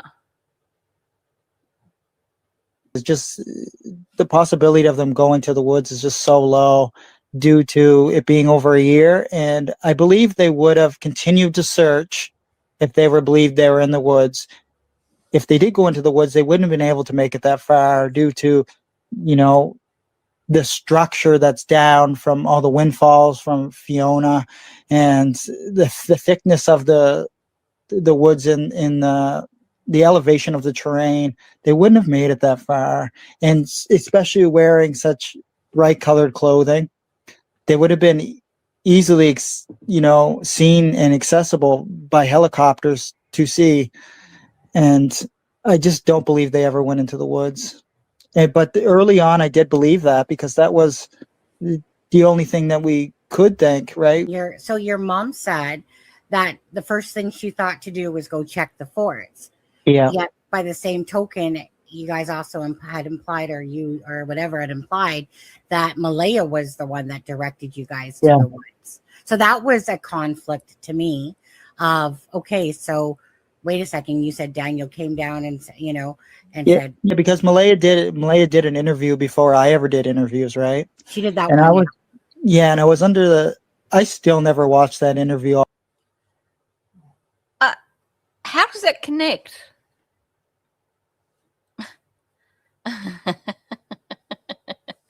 He's smart and able to solve the case. There's no connection whatsoever there. So he's just been doing this whole, I thought they were in the woods, but I didn't think they were in the woods. And then she said that Janie said the first thing she thought to do was check the forts. And then she's gone, but you guys implied that Malaya directed you. He doesn't answer that. Instead, he turns around and says, yes, because Malaya did an interview before I ever did interviews. Like, there's not even a vague connection between what she's just asked and what he's just answered. Nothing whatsoever. He could probably be his own helicopter with his helicopter arms. Or maybe he could send his pet drones out to do this for him.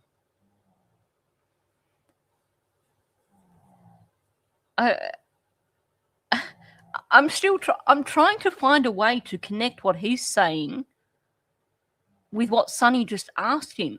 There's no connection.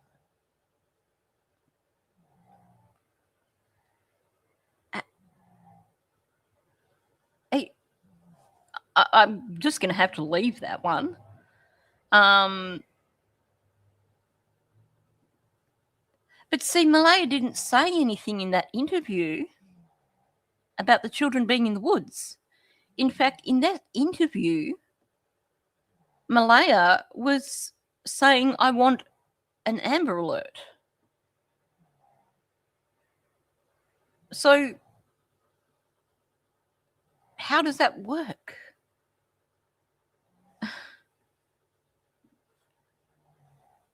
She didn't. That was day 2, and Malaya was saying, I want an Amber Alert. Not that there could be, but there could be, but they're not that there is, but, you know, that gabbled, confusing thing that she said. Welcome in, Heather Marie. Thanks for coming in. She never once mentioned in that interview anything about the possibility of the children being in the woods.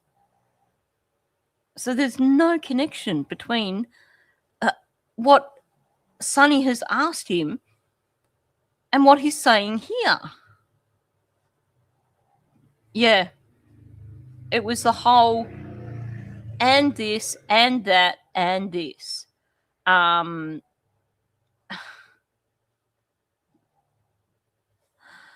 Yeah. Why were they running around in the woods straight after the children allegedly went missing? Yeah. His argument has just completely gone splat at this moment in time.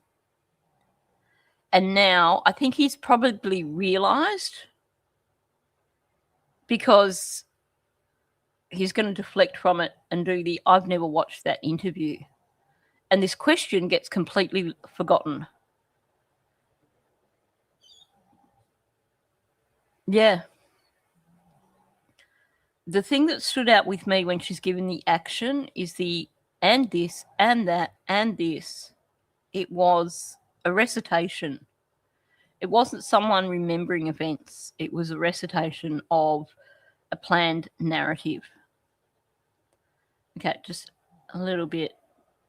It's probably too much. Go from there. It's a conflict to me of, okay, so wait a second. You said Daniel came down and, you know, and said. Yeah, because Malaya did an interview before I ever did interviews, right? She did that and one. I was, yeah, and I was I still never watched that interview all the way through, and I just can't. I don't know what it is, but I just can't. I can't. Aside from him trying to deflect from answering the question,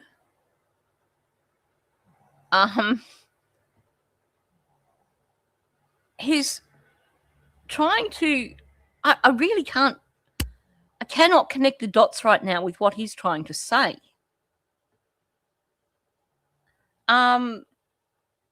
she's called him out on the Janie saying the first thing to do was to go into the woods and check the forts. And then him saying that Malaya was the one that directed them into that.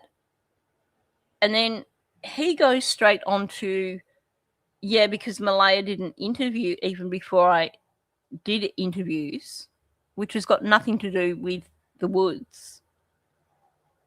But it's like he's trying to imply that it's got something to do with it. But then he says he never watched the interview. So if he never watched the interview, how the hell can that connect to him saying, yes, Malaya told us to search in the woods? He's just completely gone off script here. He doesn't know what he's talking about. He can't even, he's not even processing what it is he's trying to argue here.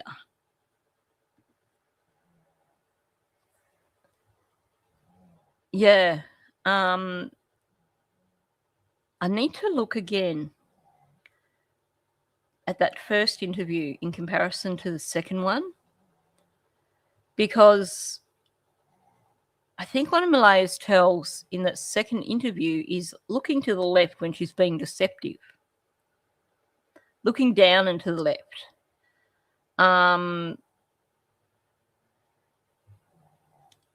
I wonder if she was looking at the baby in the first interview, if someone was holding the baby for her. But I do, once I finish going through the second interview, I want to go back through the first one and see if I can see any of the tells that are showing up in this new interview. I wouldn't be surprised if she did, yeah.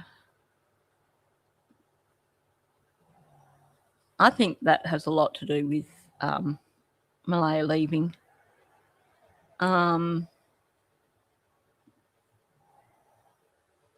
She could have been looking at him for approval, but at the same time, she mentioned that, or she said that he wasn't around at all on the Friday. So I'm wondering if I need to look at that one again. Actually, we'll come back to Daniel in the next live stream. But I'm just going to, let me see. Probably, if I can find it. Way too many videos on this MacBook at the moment. Here we go. Just staying as hopeful as possible. I want them home. I want to hold them. And I want them home. Oh yeah, looking down to the left. So that's the same as in this second interview, which is, this is one of her tells. What happened was we woke up, I heard them playing in the next room beside us, and I was drifting in and out of sleep. And they're not the type of kids that we tell them not to go outside on their own. We always make sure that we're out there with them, watching them. And they happen to just get out that sliding door, and we can't hear it when it opens. And they were outside playing, but we weren't aware of it at the time. And note the bit of head shaking as well. Yeah, Belinda did say that Malaya is easily led. Oh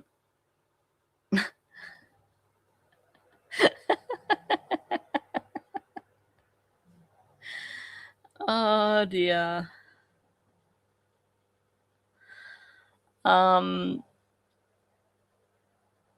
Yeah, there's a lot of head shaking going on. There's a lot of the lip lock. I haven't seen any of the eye blocking yet, but I was kind of not paying enough attention at first.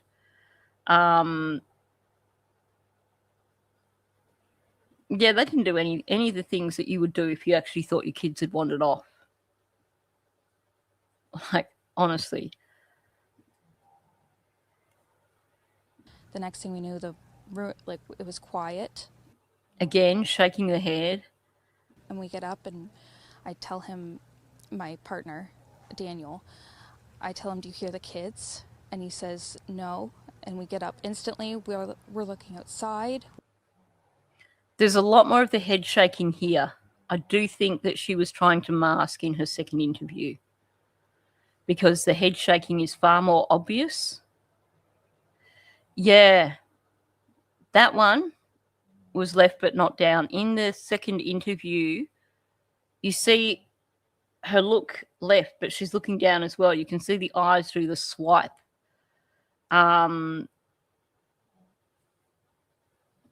Yeah, huge red flag. Janie never saying, I heard them a little while ago.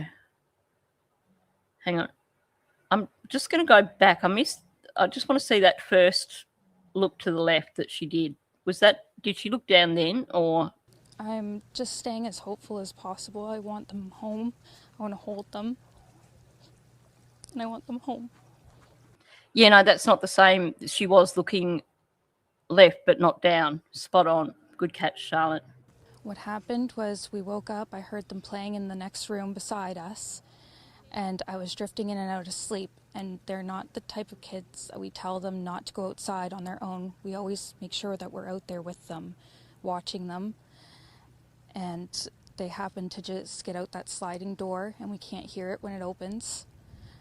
And they were outside playing, but we weren't aware of it at the time. And the next thing we knew, it was quiet. And we get up, and I tell him, my partner, Daniel,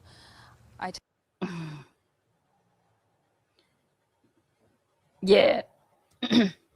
That both of those were left but not down, so that's not the same as what we were seeing in this new interview. I reckon that's where someone's holding Meadow there. I reckon, Baby M.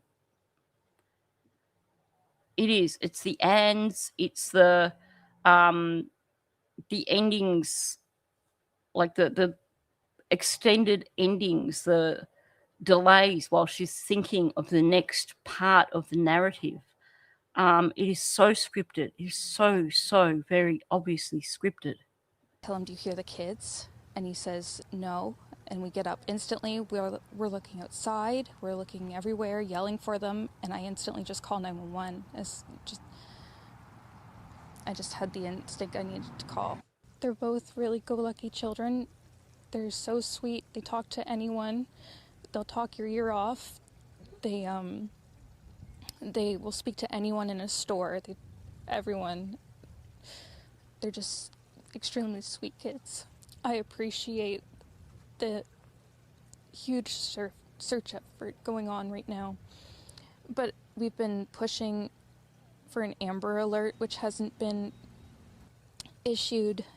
Not just that they could possibly be abducted, which it is a possibility that they could have been, but just an alert to let everyone know that they are missing.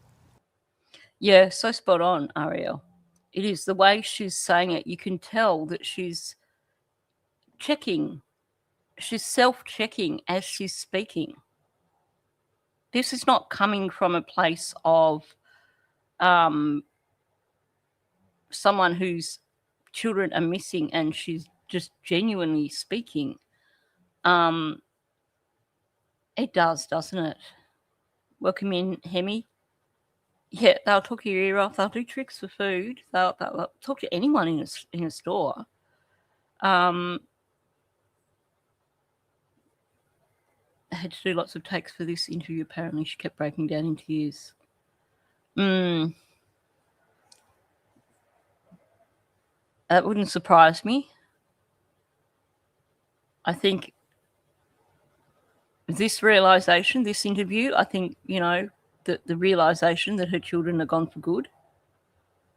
I know. You can tell that their first narratives were something they came up with together, that's for sure. We had people text me saying that they weren't aware someone else let them know that they were missing, and it would just be nice if everyone could be alerted. We thought maybe that we found tracks, but... It would be nice if everyone could be alerted. Basically means she got nailed by a few people. There was that post from Henry Brooks basically saying, I'm a tracker, why didn't you contact me? And you had Belinda the day before contacting her and saying, you know, what happened?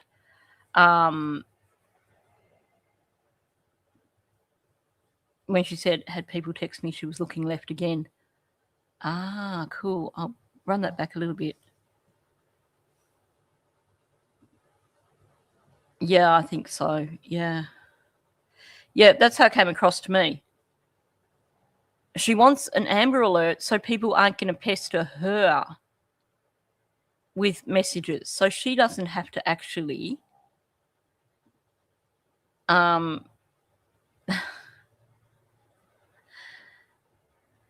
so she doesn't have to communicate with people, essentially.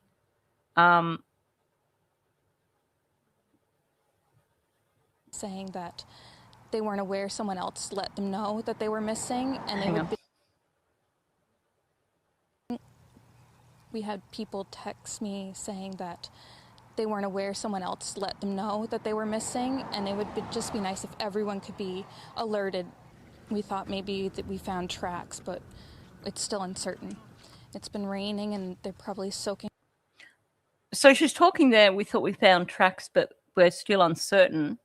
And yet, in this latest interview, she's like, I can't talk about this.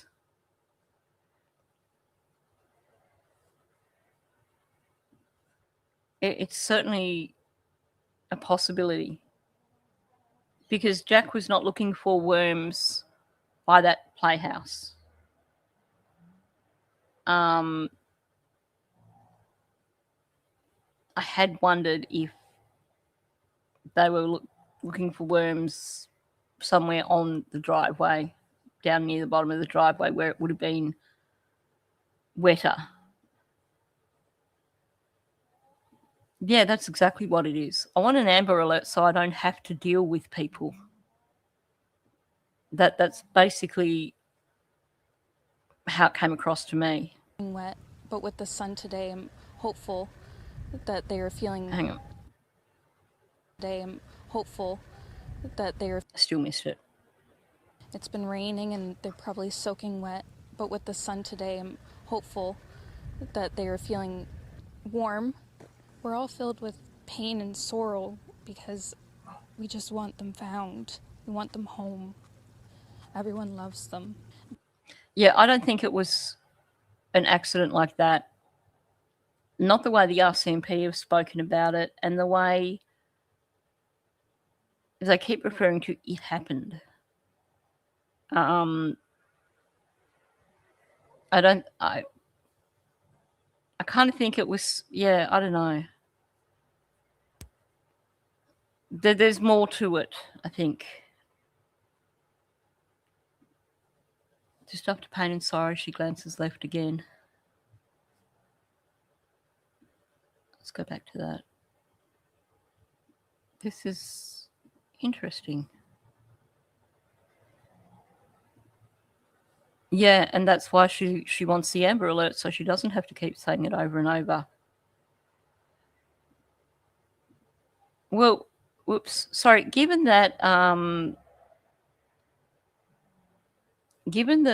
they'd just been in town that day, it is quite possible that someone was intoxicated. Yeah, I think so too. If it was just an innocent accident. I just think the way their reactions to me point to something happening to Jack. And I don't know what happened after that, but their reactions keep pointing to something happened to Jack. Now, given that Daniel was violent with Jack, that's kind of where I'm headed with this case. I think there were drugs on board. And I think something happened that was not good. Yeah.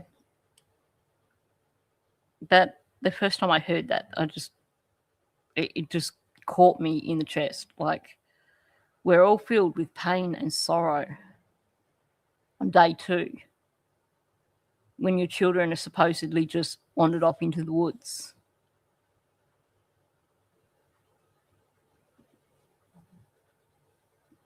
That's the question. If it happened to Jack, what happened to Lily? I could imagine a scenario where, you know, losing the plot, something happened to Jack and Lily screamed and there was a reaction from that. No, pain and sorrow does not come from panic. Pain and sorrow comes from loss, grief, all those words.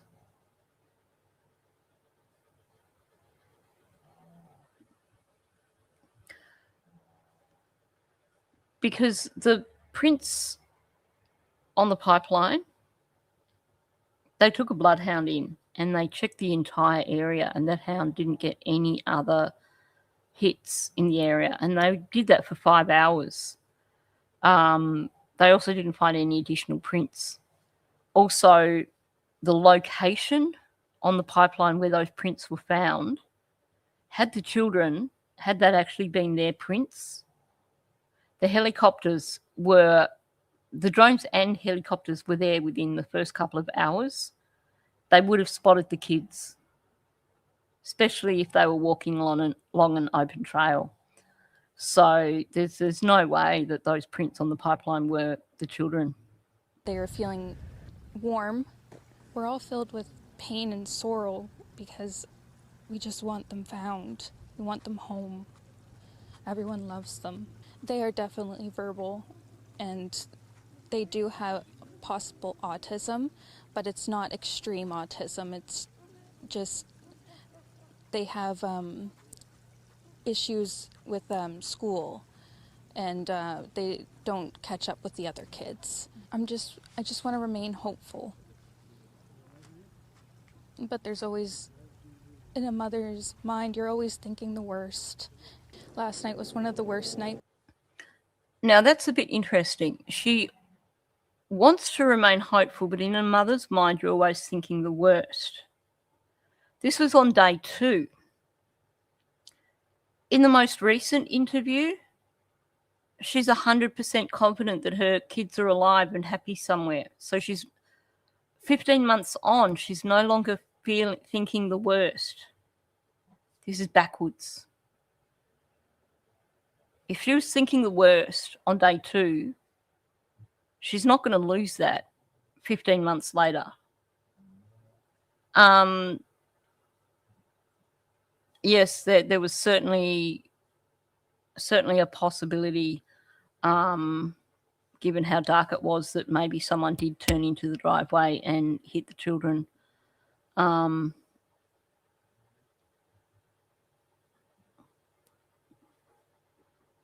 Yeah, they're pretty quick. Usually, if someone has wandered off into the woods, they find them within, so many hours. I agree. CPS really dropped the ball here.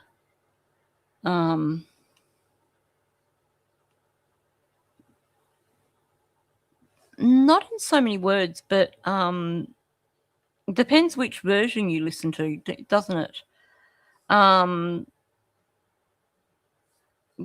One hand, you have Malaya saying they never go out unsupervised, and then you have her saying, oh, they do like to play out in the woods or something like that. So it depends on whose version you're listening to. It's because I didn't have them in their beds. And I don't want to go through that another night without them. I'm just... Whoops. Yeah, that was interesting. The looking left, I'll have to have a closer look now at the second interview, because when she does that, it's more of a it's a different sort of looking left. It's that more shifty looking, kind of looking down and looking left. I think, yeah, that always stood out to me. It was one of the worst nights. What other nights could be worse than not having your children at home in their beds? It should have been the worst night.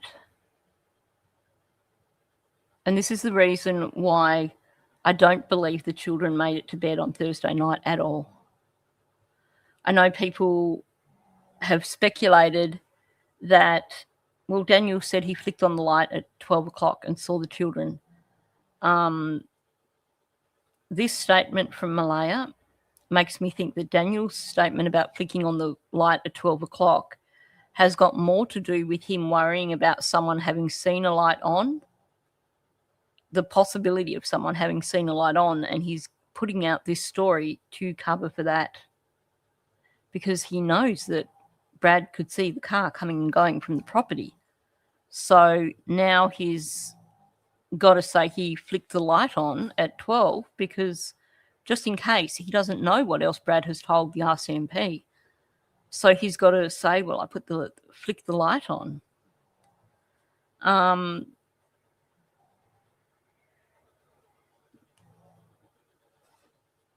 Last time she saw them was Thursday in their beds. Was it in their beds that she said, or the last time she saw was when she put them to bed? Because that's two different things again. I'll have to have a look at those. I'll have to ask. Oh, I don't know if Belinda has that as a text message. I have Belinda's message that she put on Facebook. Yeah, I think that's how it was conveyed. I'm going to have to ask Belinda if she's got that particular message. It might have been something that Malaya conveyed verbally.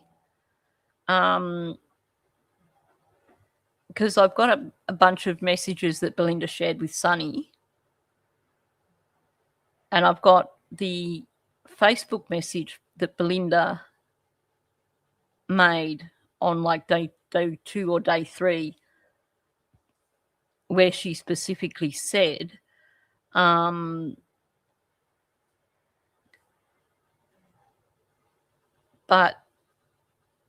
yeah, no, I'll have to follow up on that, definitely.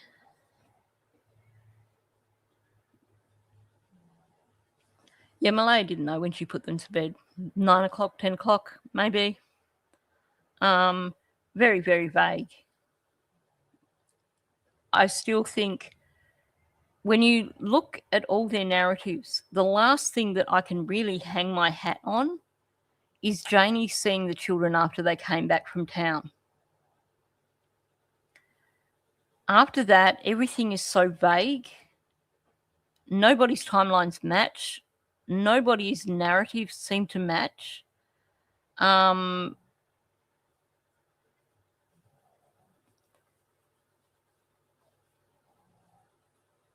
Malaya gave different versions.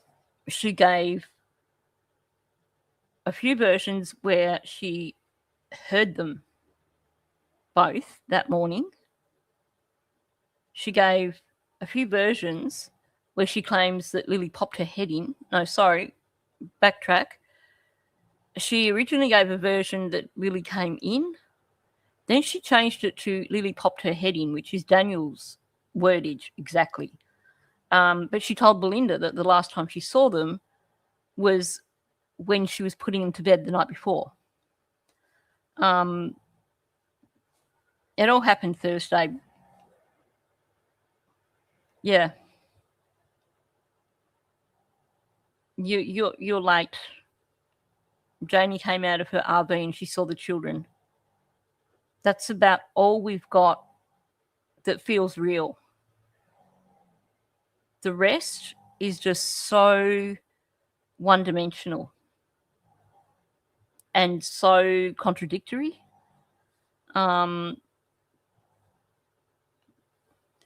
Yeah, or he thought the kids were in bed, but he's not quite sure. And then in this one, he's saying he went inside when it was dark. So he doesn't know if he went inside when it was dark or before it was dark or when it was getting dark. But he thinks the kids might have already been in bed when he went inside at around 8. But Malaya didn't put them to bed till 9 or 10 or...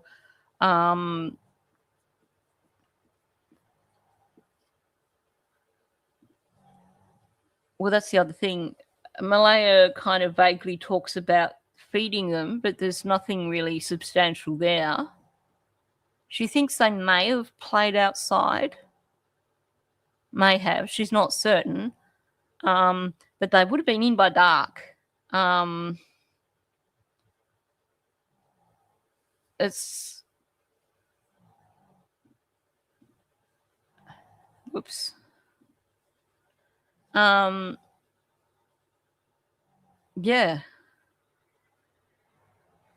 I think in terms of Daniel getting the timeline screwed up in that first interview, I think he was still completely high as a kite. Didn't know what the heck happened. Yeah, they might have had a bagel. She might have got them a bagel at Tim Hortons. She can't remember. She might have got them a bagel. They got poutine from Acropole, but they also had pizza, which was eaten on a bench. Like, it's all super, super vague.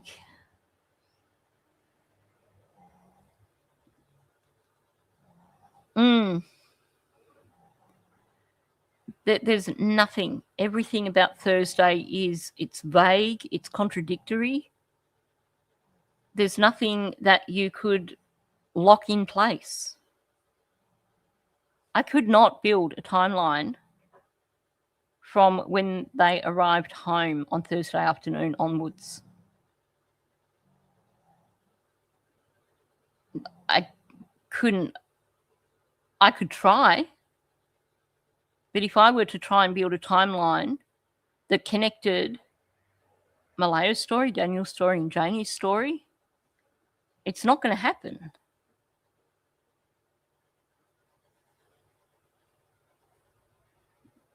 Yeah, phones were left behind. Wi-Fi was turned off.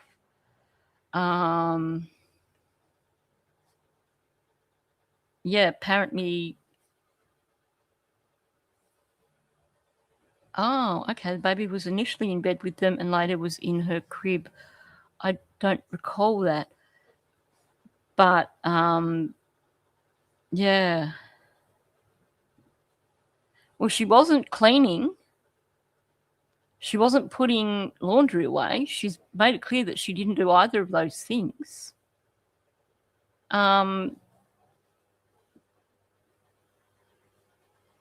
But they won't. They keep changing their stories every time. The way Janie talks about things after she went inside makes me believe that there was some sort of big blowout. There was some sort of argument or some sort of fight. And that Janie basically stayed in her RV because it wasn't her business. I did cover this in a video, but it certainly sounds like Janie is admitting that there was, after she went inside, something happened, something loud happened, and she stayed in her RV and stayed out of it, in my opinion. Anyway, I'm going to wrap it up there because it's getting on a bit and I'm starting to very much want some lunch. So thanks for coming in. I love these discussions that we have at the end when people have got so many things to contribute. Yeah, I do feel that there was some sort of fight that broke out.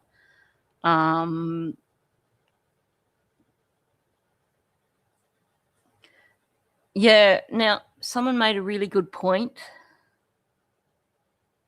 Where did I hear it? Oh, Belinda made a really good point in terms of Daniel's story was less accusatory towards Malaya once the documents came out because he knew what she had told RCMP at that point. Yeah, if I'd have gone out, it never would have happened. Exactly. Anyway, time to wrap it up. Thank you so much for coming in. I definitely appreciate you spending your time in here. If you haven't hit the like button, please do so. It helps me out immensely. If you're listening on replay, please leave a comment. If you are not subscribed, please subscribe. Yeah, exactly. Anyway, thanks, and I'll catch you on the next one.